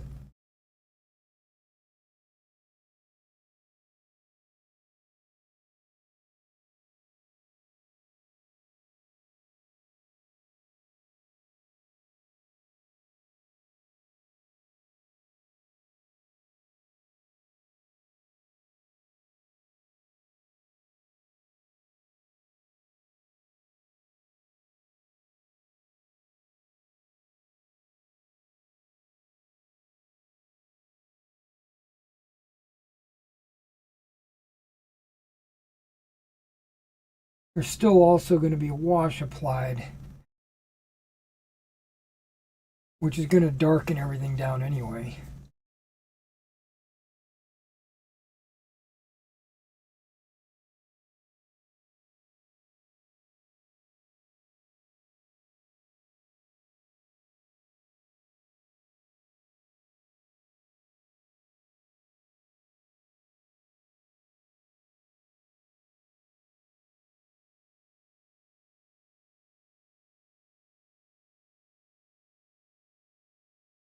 Right now, I'm just basically softening the edges.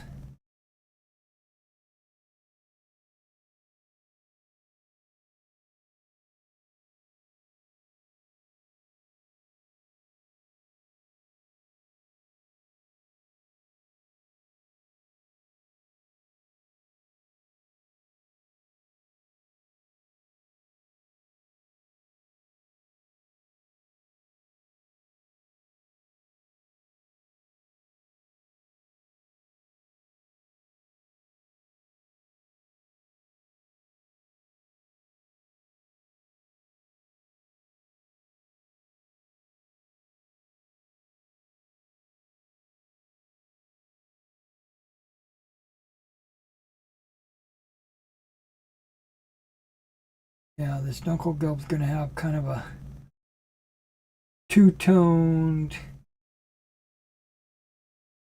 airbrush appearance.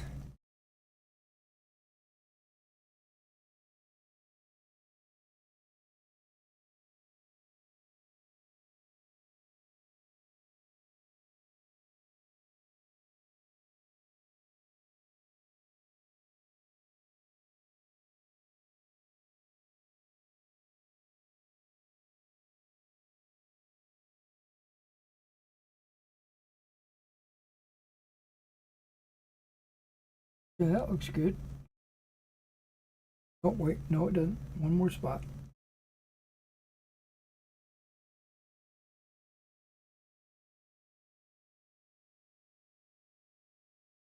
That looks good. All right.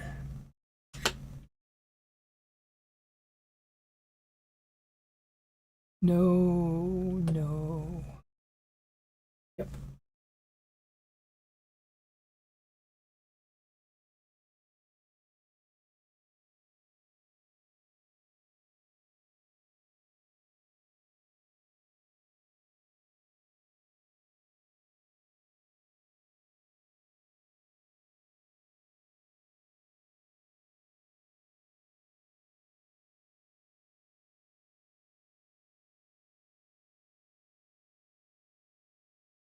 Now, before the mail runs, I got to make sure I get a box put out.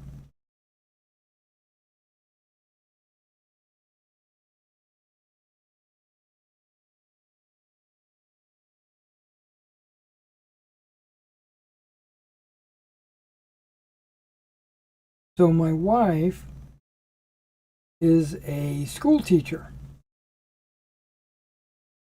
and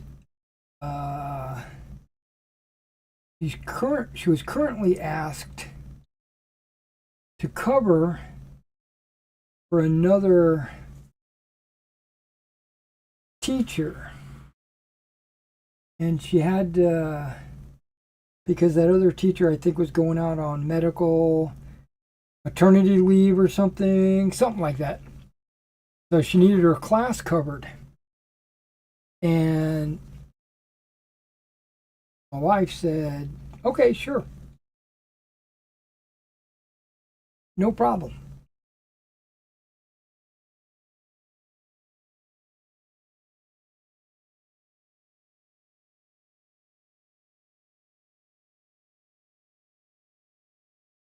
So the agreement was for like 6 weeks, I think.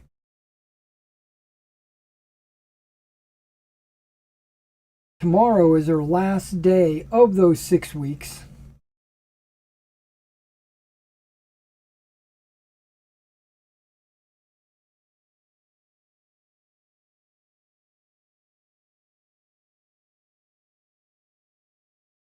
Hmm. Okay.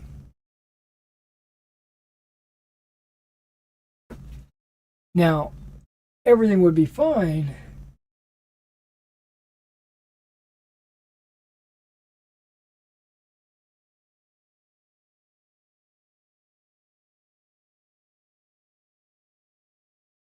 except she's teaching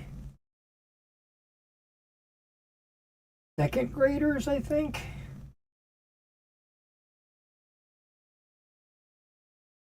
And she's been saying for the last 5 weeks they are the worst kids. They have no parental upbringing, no discipline in their lives. They come into the class and they're starting trouble.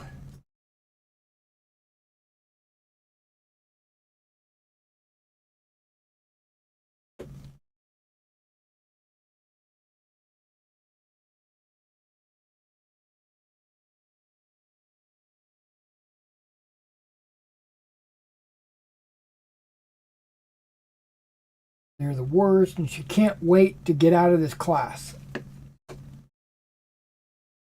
And I'm like, okay.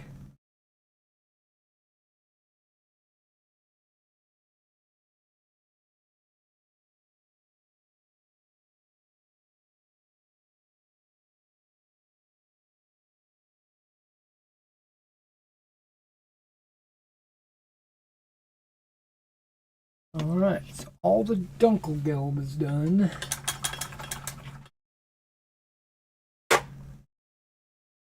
I'm down to 6 colors. Like I said, a few of them I'm just going to throw on super quick. Like brass, that'll go on like super quick.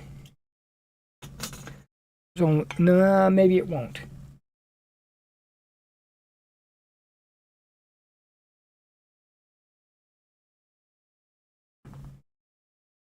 Oh. Okay, it's 11 o'clock. Got a little time before I need to take my box outside. Okay, I think I've gone through all my drinks. Yeah.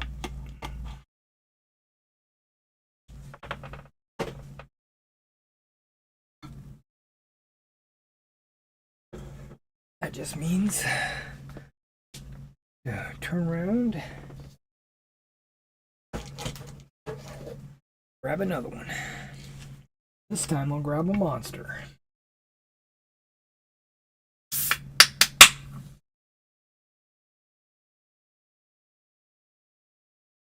Super thirsty.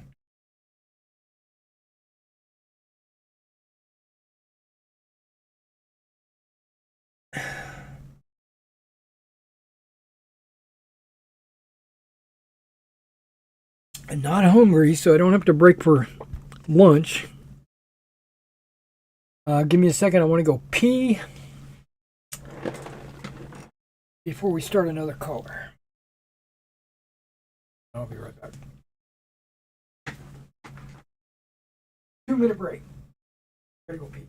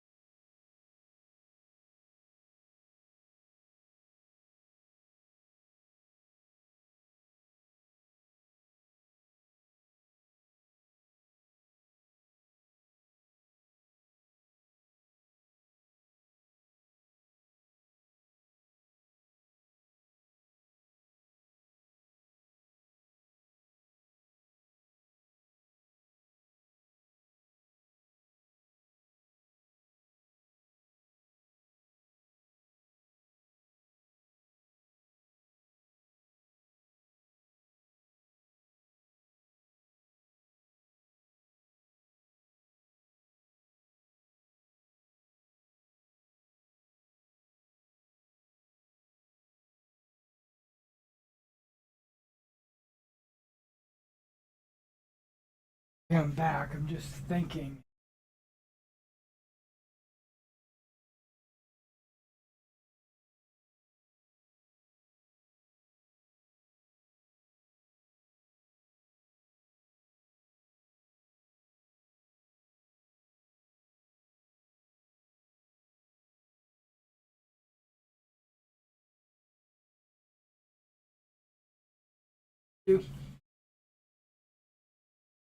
I think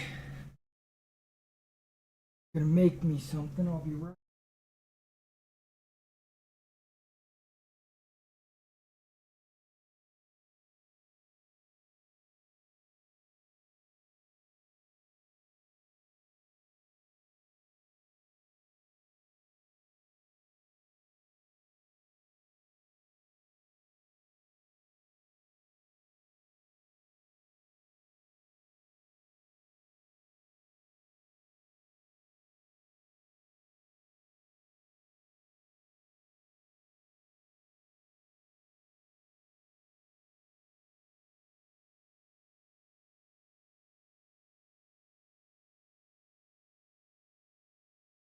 I got some water I'm boiling.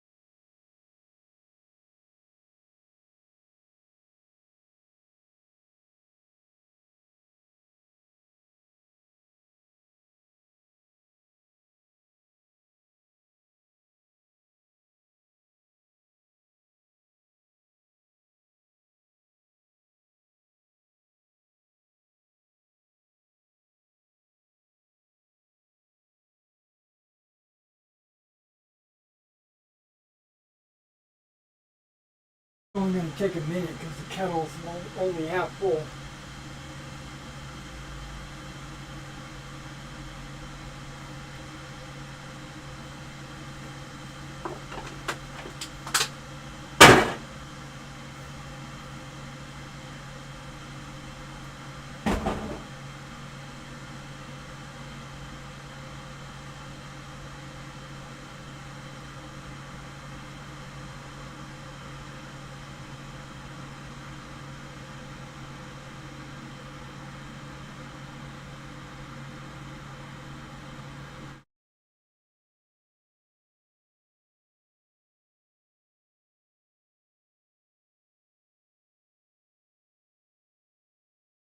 Okay, the next color.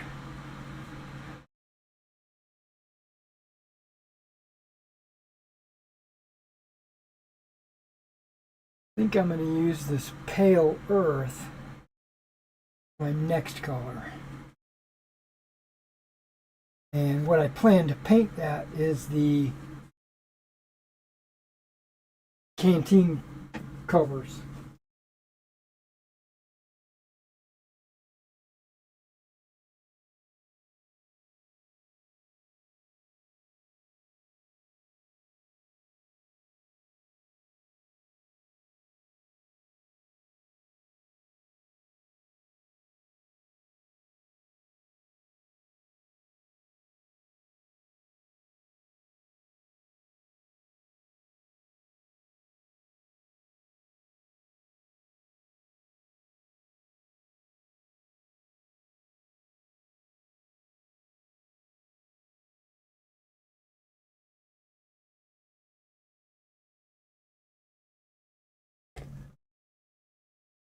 That should tide me over till lunchtime. Remember back in the day they used to have this thing called a cup of soup? Do they even make that anymore? Where you like boil some water, put it in your mug, your coffee mug, and then fill it with this powder. It's like chicken broth or tomato. Do they even make that anymore?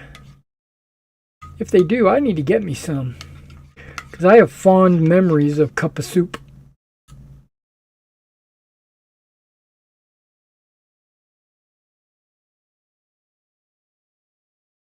Okay. Gonna take a second to cool off.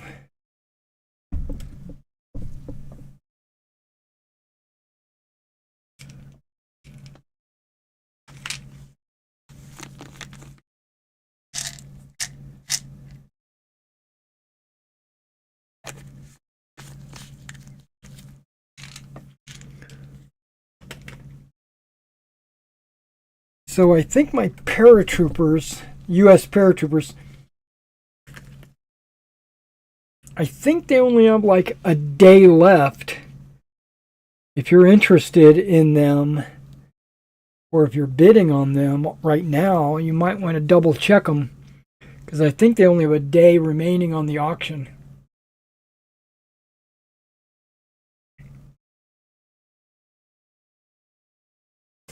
Now I put them on there as an auction because I want to maximize my profits, obviously. But I also wanted to give the most people the best opportunity to pick them up.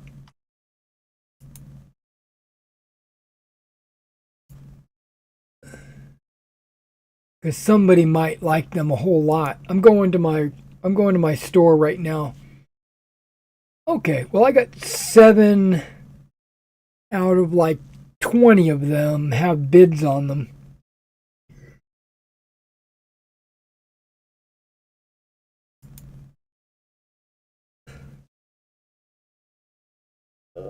Nope, it's 2 days. Okay. It's like maybe Saturday.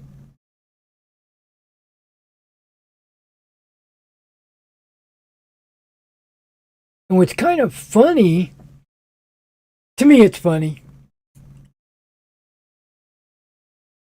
Excuse me, I got some gas.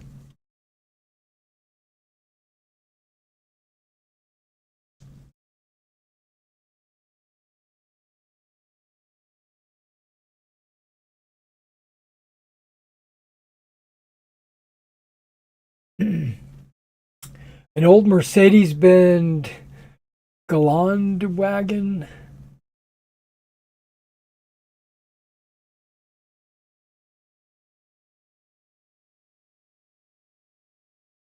No, I can't say that I have.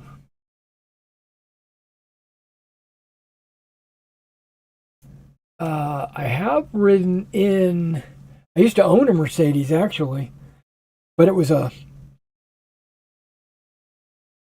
it was an automobile, um, and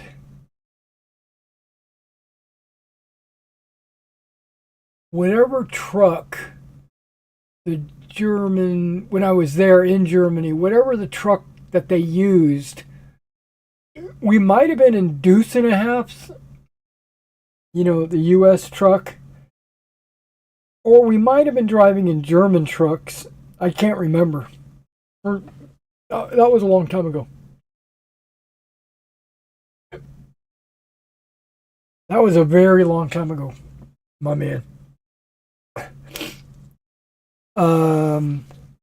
1982. That's right. That's how long ago. Okay. Spin my palette a little bit. Because everybody's got a canteen.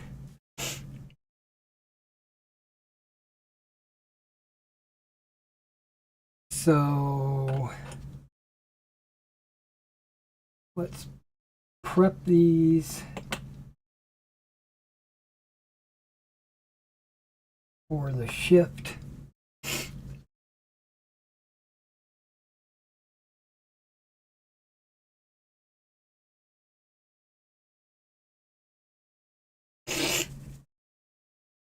Now these guys are Luftwaffe Fallschirmjagers. So their uniforms are a little bit different than the, I guess you would call them the Wehrmacht. But not a huge difference. It's just the coloring and the ammo pouches and stuff.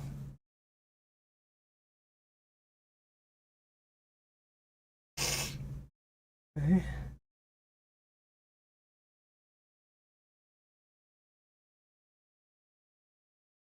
Okay, that came out like a turd. Maybe I need to shake it up even more.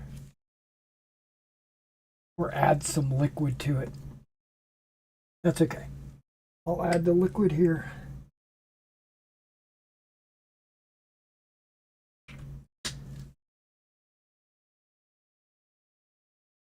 Yep.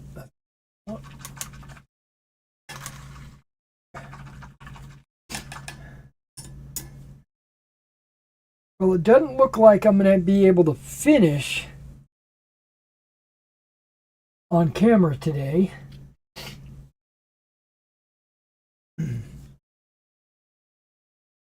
But we will try to get as far along as I can.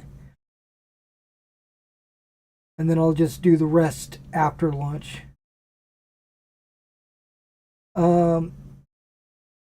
When I put my wash on, it usually takes like 30 minutes to an hour to dry.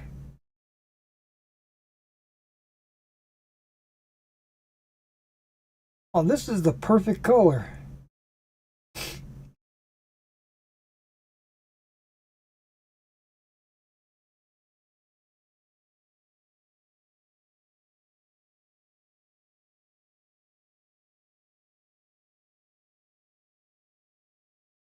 Yeah, I've already painted the canteen cup.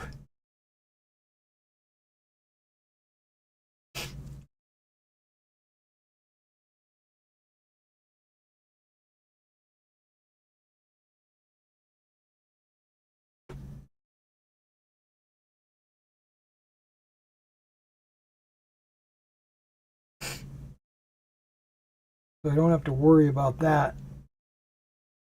And this is just a real quick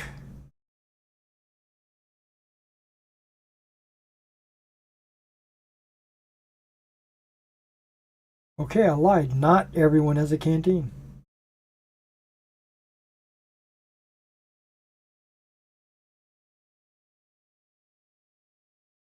This gunner does not have a canteen. He's out of uniform.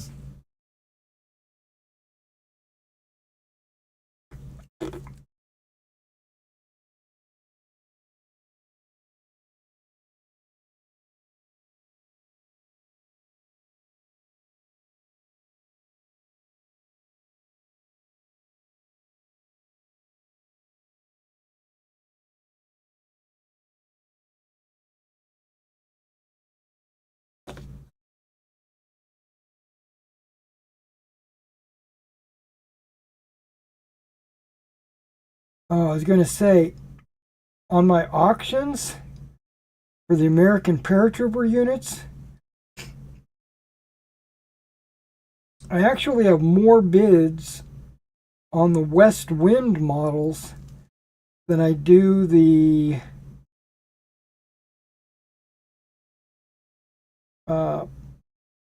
offensive miniatures. Now, my thought is that's because all the West Wind models are all specialty models, like mortars or machine guns or snipers or flamethrowers, where the offensive miniature paratroopers are just the infantry guys. infantry and officers.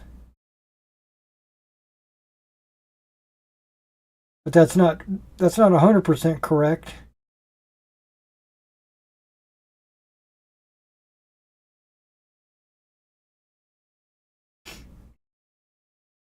Because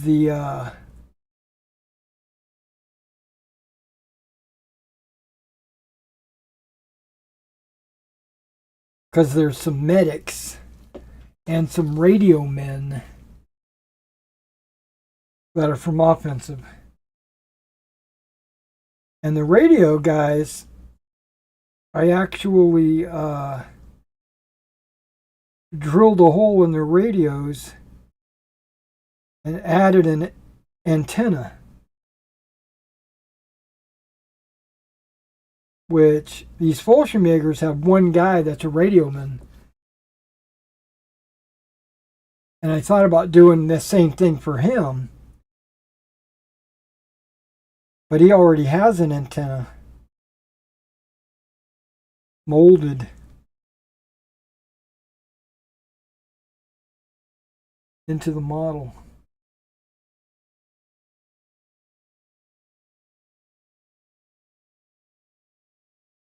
So I won't be doing that.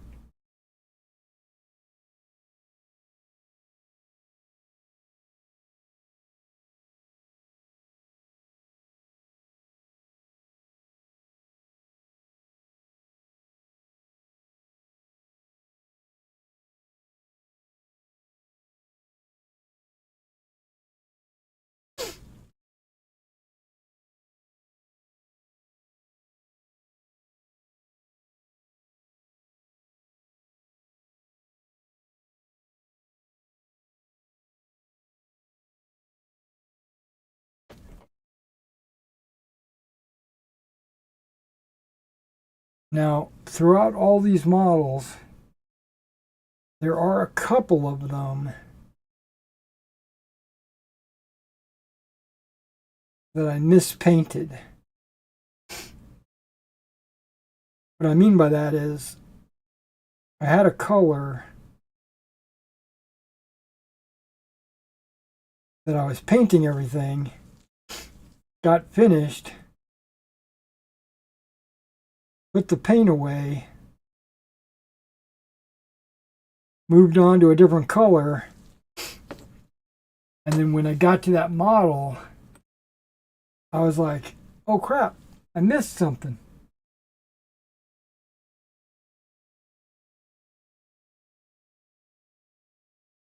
Namely, binoculars on one of these officers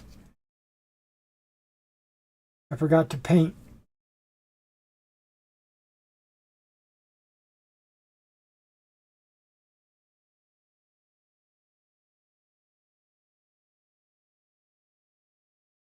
That's going to be an easy fix, but I just hope I remember before I start applying a wash.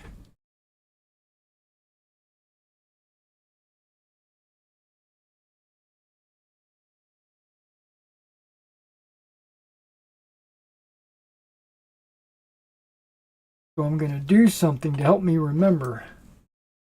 I'm going to find that color that I used.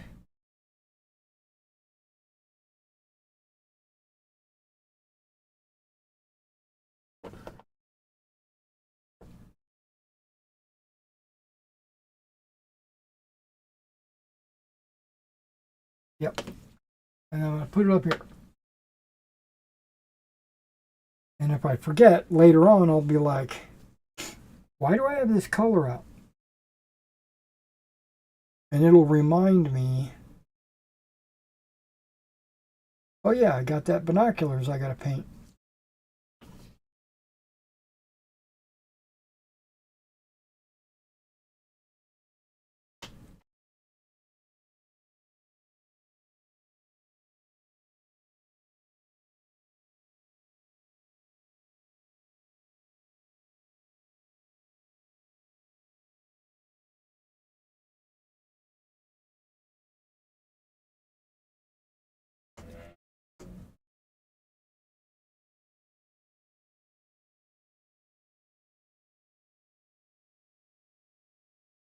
Okay, well, this color is flying.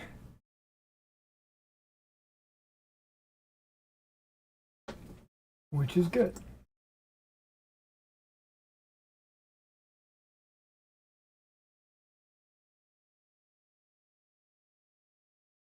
I think this color would be like perfect for slings as well.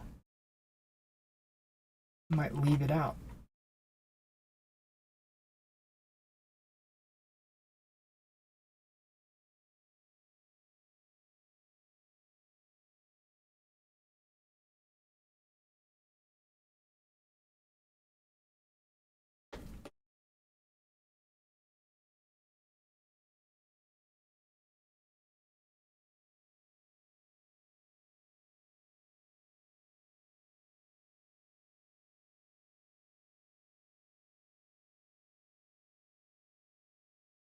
Now my French commission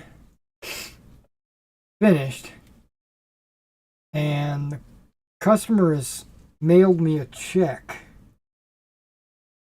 And I've already deposited the check. And he said there was a problem with his bank. So I should wait till the check clears before I send him his miniatures. Well, that's just being nice. And I think it cleared today. So maybe his miniatures will go out tomorrow.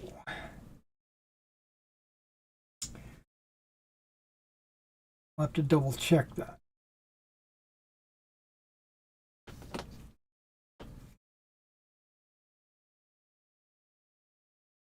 Nope, not everybody has a canteen. Okay.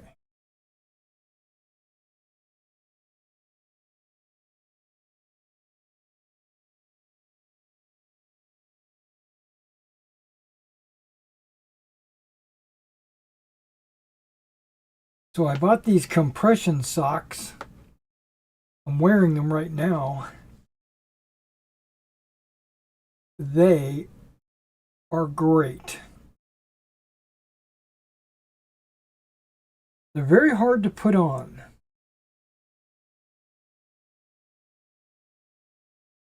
Because they're stretchy, but they're like super tight.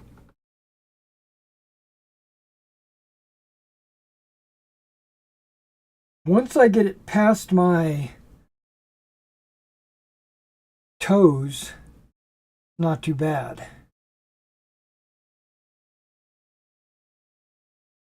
But my toes want to catch on it. Prevent it. Prevent it.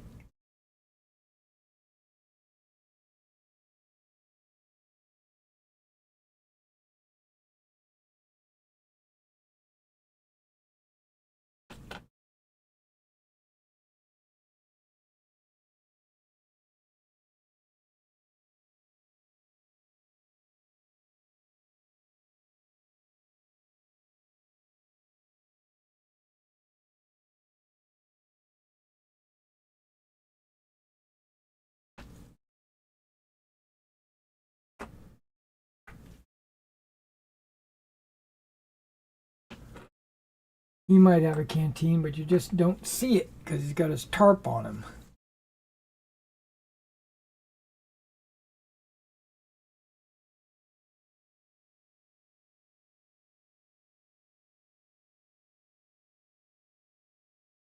There are a lot of colors that I want to add. Not a lot of colors, I should say. There's some highlights that I want to add after I do the wash. It does a couple of things. It really brings out the color of the item that you're highlighting. But it also cleans up any messy wash. Sometimes washes leave like a residue. Sometimes.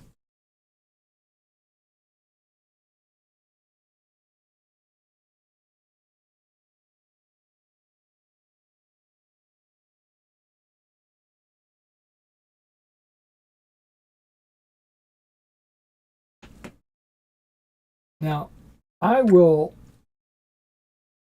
watch other people paint or give me paint ideas or techniques. And there's this one guy out there that uses a wash, but he adds water to it, right, to thin it out so that it'll be more transparent. Well, I don't use water. I use what's called a flow aid. Liquitex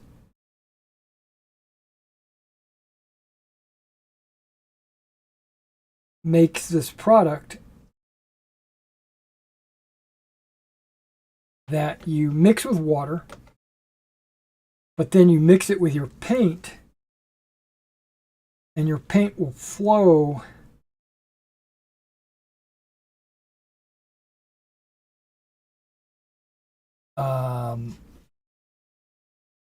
like water. And it works, I think it works really good on my washes. I don't want my paints running like water. Well, that's not true. Sometimes I do.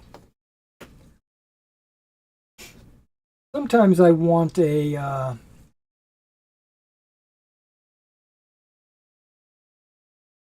layering effect.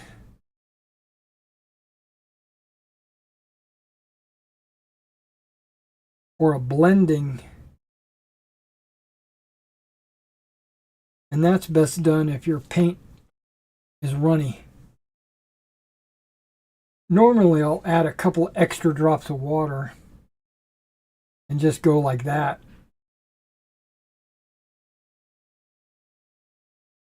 So I only use the flow aid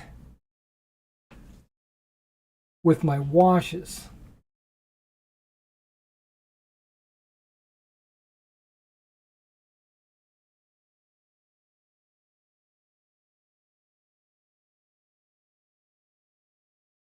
It would probably work really good in an airbrush. But as of today, I have no airbrush.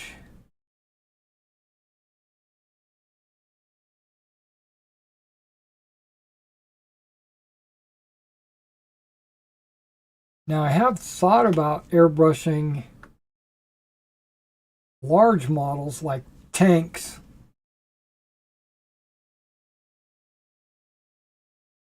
Or using an airbrush to prime infantry models like this with any color.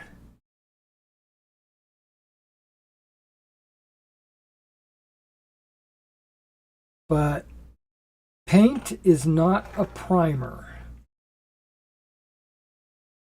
I keep trying to tell myself that.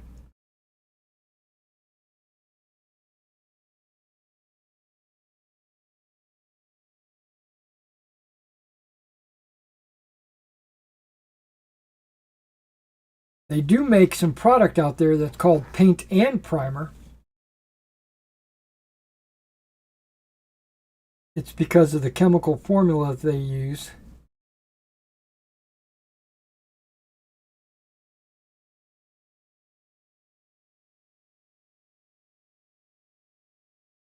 And most spray paints, you know, like Krylon or Rust-Oleum, can be used as primer. So that's not a problem, because I think the enamel that's in those paints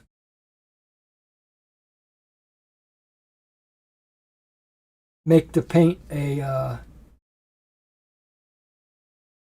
nice primer.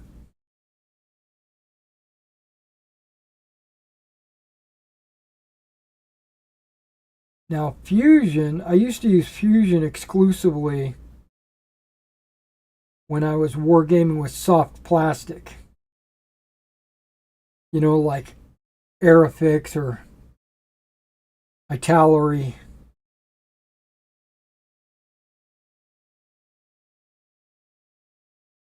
Which I used to wargame with those plastic models like a lot. I used to play a game called Command Decision.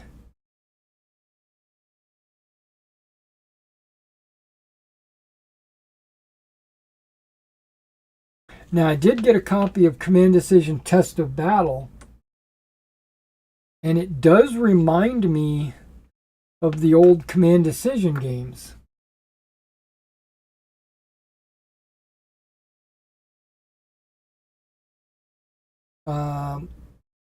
I only glanced through the rule book.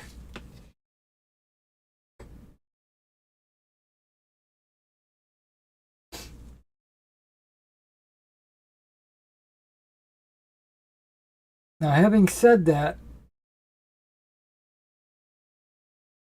I can find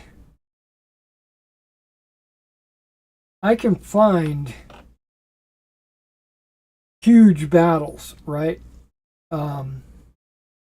Regimental or divisional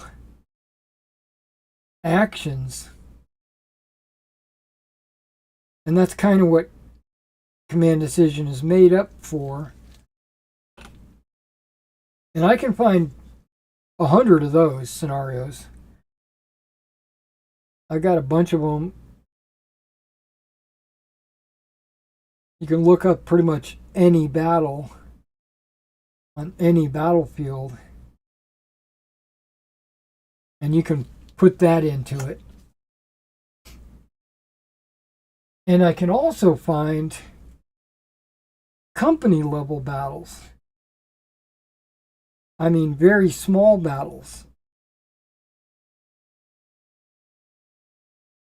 Anything that's like a squad versus a squad or a platoon versus a platoon, those are all pretty much hypotheticals or part of a bigger battle. You know, you're just playing the corner of this battle. But at company level, which is what most attacks are done in and documented, I can find 1 million of those as well. But that mid-level battle, the battalion level, there's nothing out there.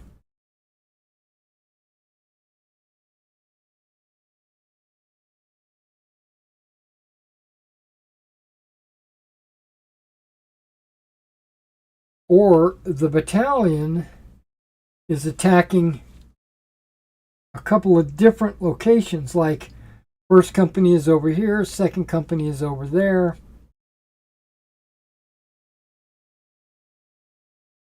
And by playing O group at the battalion level, I'm having a hard time finding scenarios. Now, I've got a few. I've got about a dozen. No, maybe more than that. Maybe a score, like 20 or so. But I just did a little play test the other night.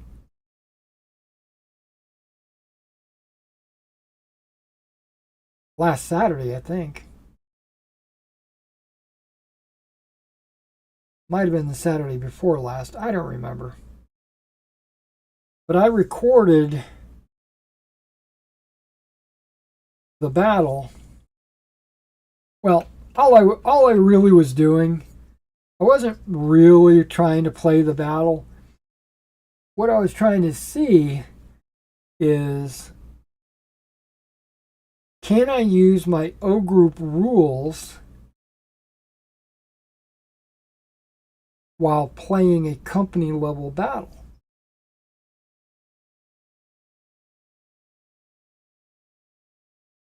right? The way the game is organized,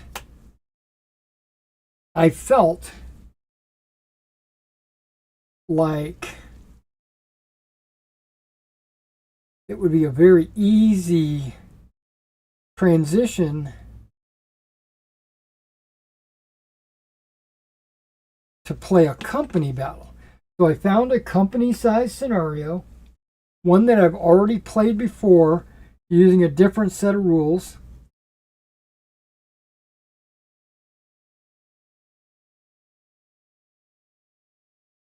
Fudged a little bit, but almost nothing. It's played almost exactly the way it's written, but just with a different game system. I played the Lafir Bridge battle that was written for. It's actually written. I actually have a Lafir Bridge campaign, which is written by a company called Skirmish Campaigns.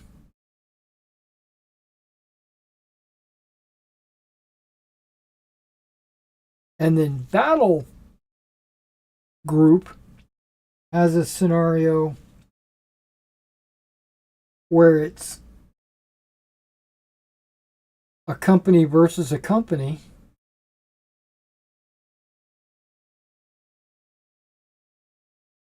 So I took that Battle Group scenario and played it out using O Group. And it worked.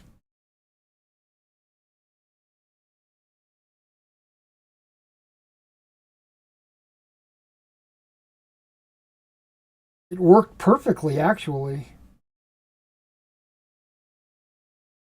I was very happy.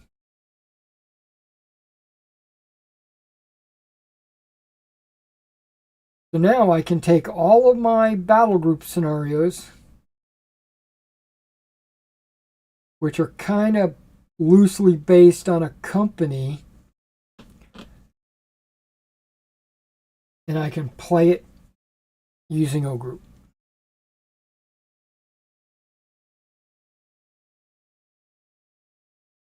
I'll have to make some modifications.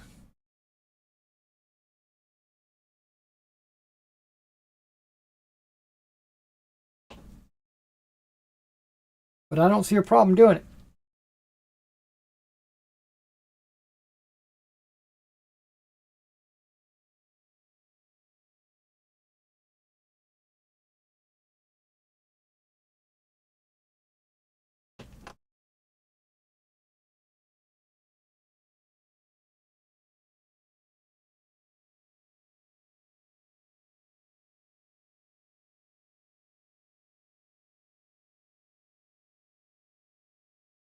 Okay, I'm going to hold that off just for a second.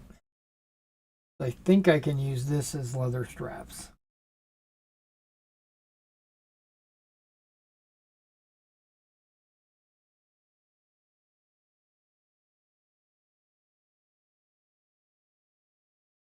I have a color called leather, and or maybe it's bootstrap leather or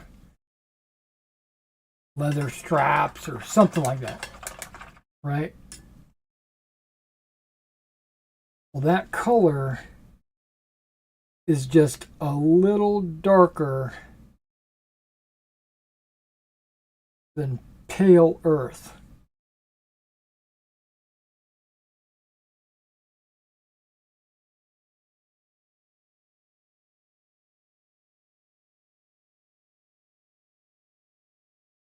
So if I'm trying to go with maybe a worn leather,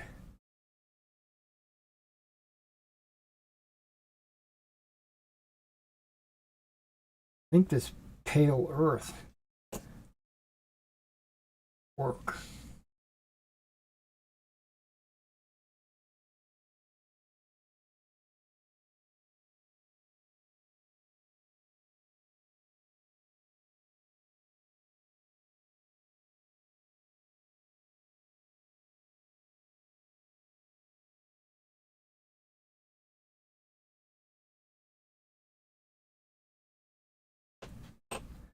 Now, I just recently discovered a color called New Wood, right? And it's very similar to beige brown, but a little more brown than beige. And I think I like it for my rifles,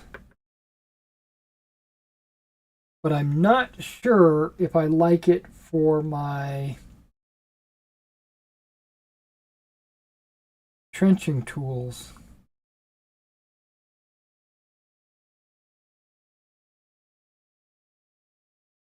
Or on tanks. On tanks, what I'll normally use is like a red leather or red brown or a flat brown for like tool handles.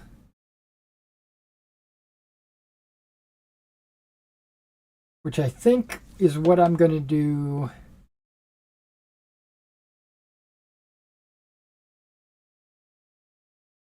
on these guys.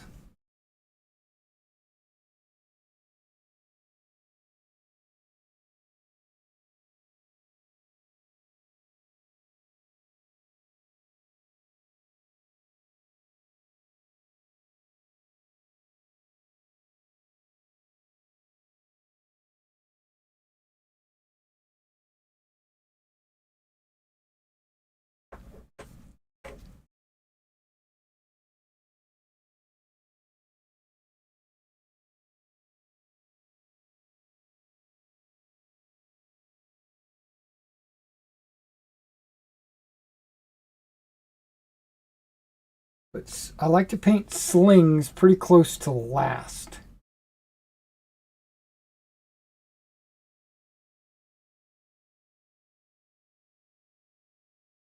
But these entrenching tool handles,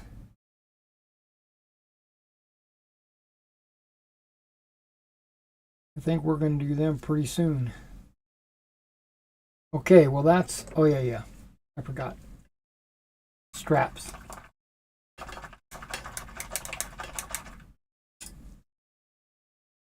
I'll come back to this color for slings. See if we can do a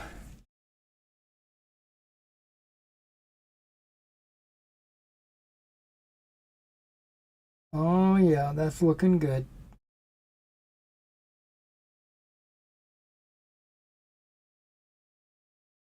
Contrasts with my mule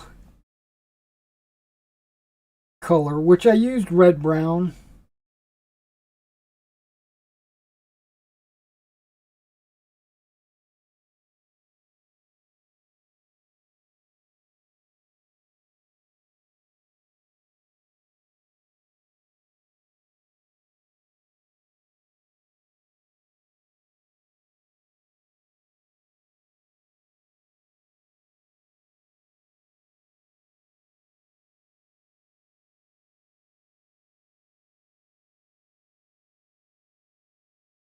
Yeah, that looks good. That looks really good.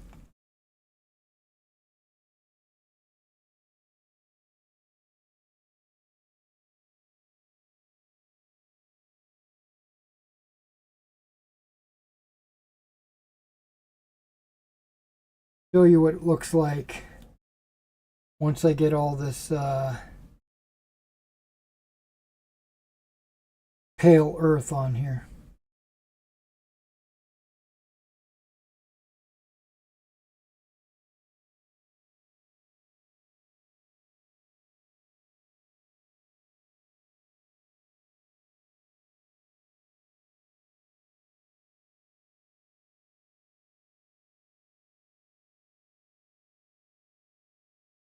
Okay.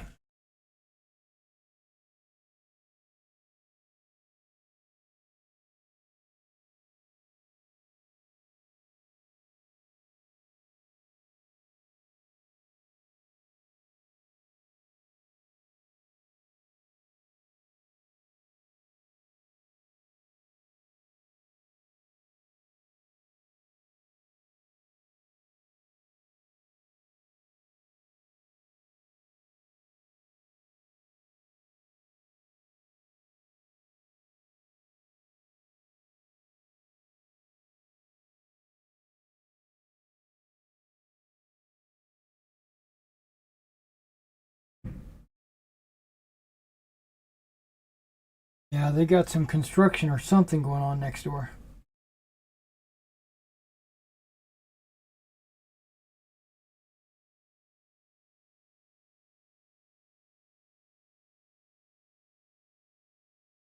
They've been working on their roof for a long time. I don't know if the contractor has come and gone a few times.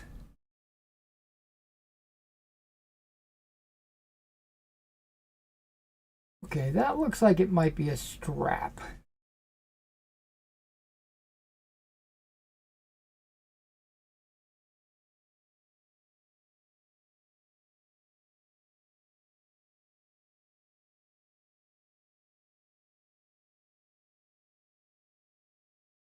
Yep.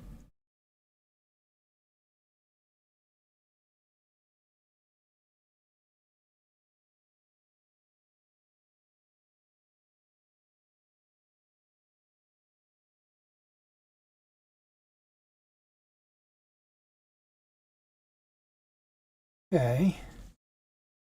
Do the same on the other side.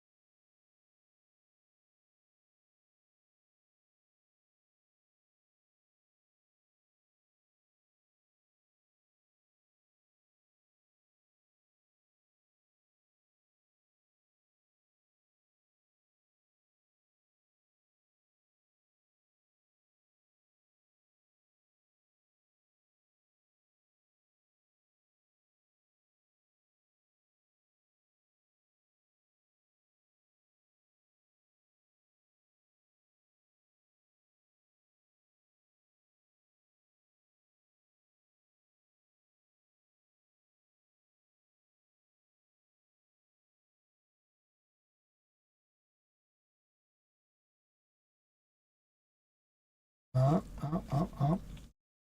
I'm going to paint that.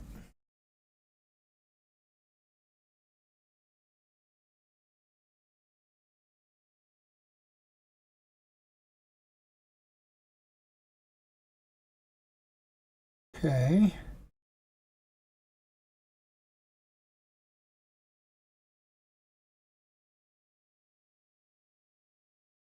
Yep.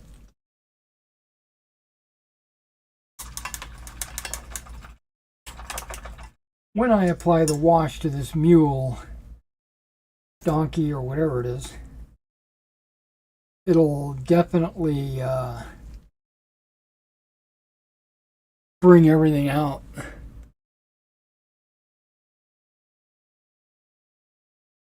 Yeah. Yeah, that Dunkelgelb,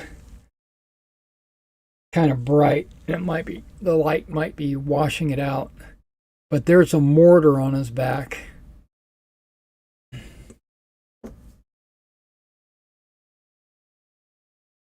I could put him with a couple of bystanders and say it's a mortar team. 'Cause technically it is. It's got a 81 millimeter mortar on the back. Or an 8 centimeter, I guess.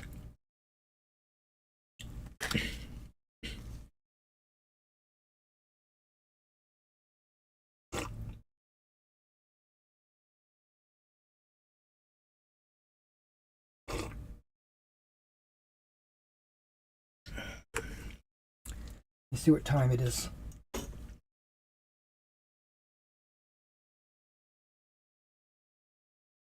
Okay, it's time for me to take the box out. So this is what we're going to do, guys. I'm just going to end the video here.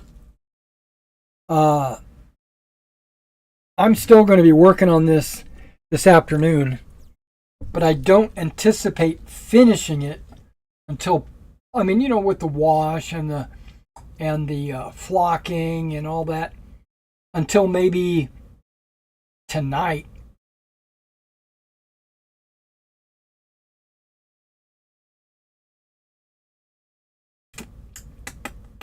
That was good. What do we got here? Last chat. You weren't even born? That's right. That's right.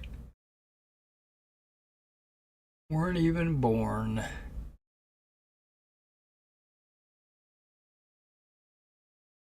Okay, it didn't.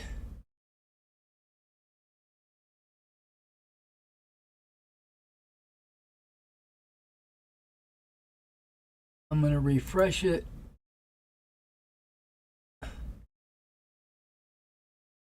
I'm just going to watch this stream until 3 a.m. It's currently 12:32 a.m. in my place, and by far I pretty much enjoy watching this. All right, well, I appreciate that, Crimson. Where are you at?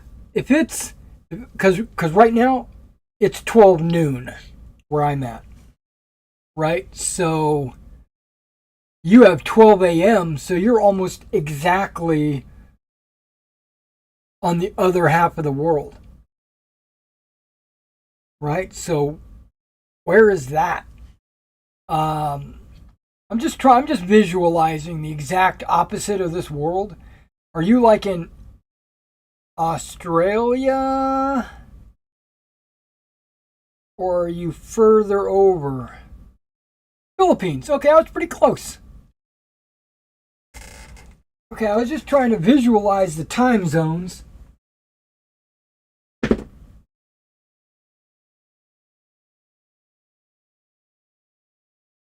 Well, I'm sorry I'm not going to be on here for the next couple hours. It is now lunchtime for me. Plus, I usually only stream for about 2 to 3 hours before I take a break. Because I can't sit down forever. Well, I can, but my legs will go wibbly wobbly.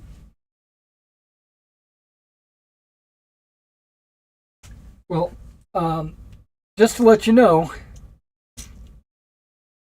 I have that one binocular I got to find with him. I got a handful, maybe 10 models with one little itty bitty dot of a grenade on them. I'm going to use that color. I think I'm going to put my rifle slings to the test using the same color that I did the canteens. I think that's a good color for that. I've got new wood for the rifles themselves. Gunmetal just as a very light highlight on some of the metallic parts of the weapons.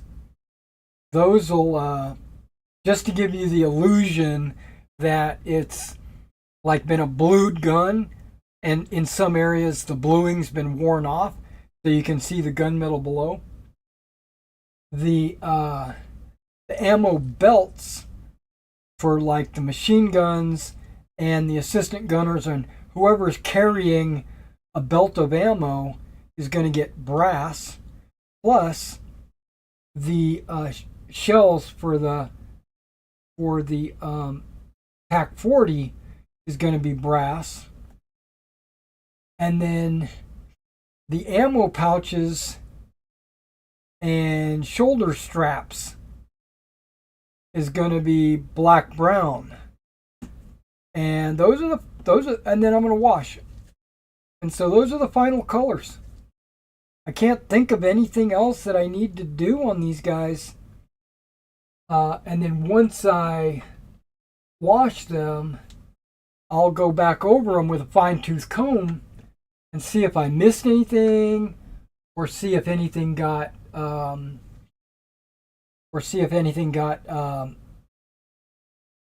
discombobulated with the wash. Like if it pooled up too much in one area or something, I can go in and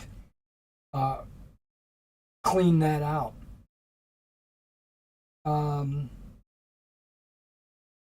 Now, I have a Scorzini model, and I have a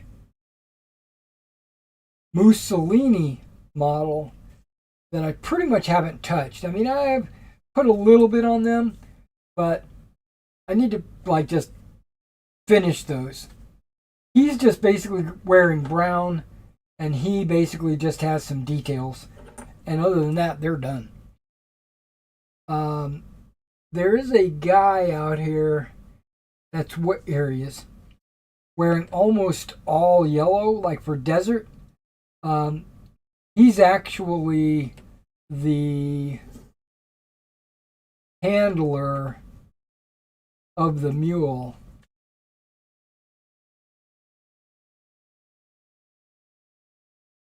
But yeah, I got these 7 colors, a wash, and then I'll do a varnish on these guys.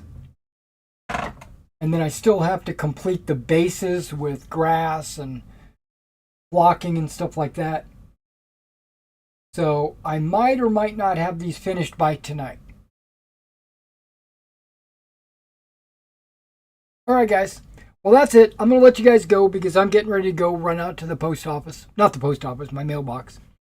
And I will catch you in the next, maybe tomorrow. I might be on tomorrow, I'm not sure. But look for me. Usually start around 9 or 10. Alright, you guys take care.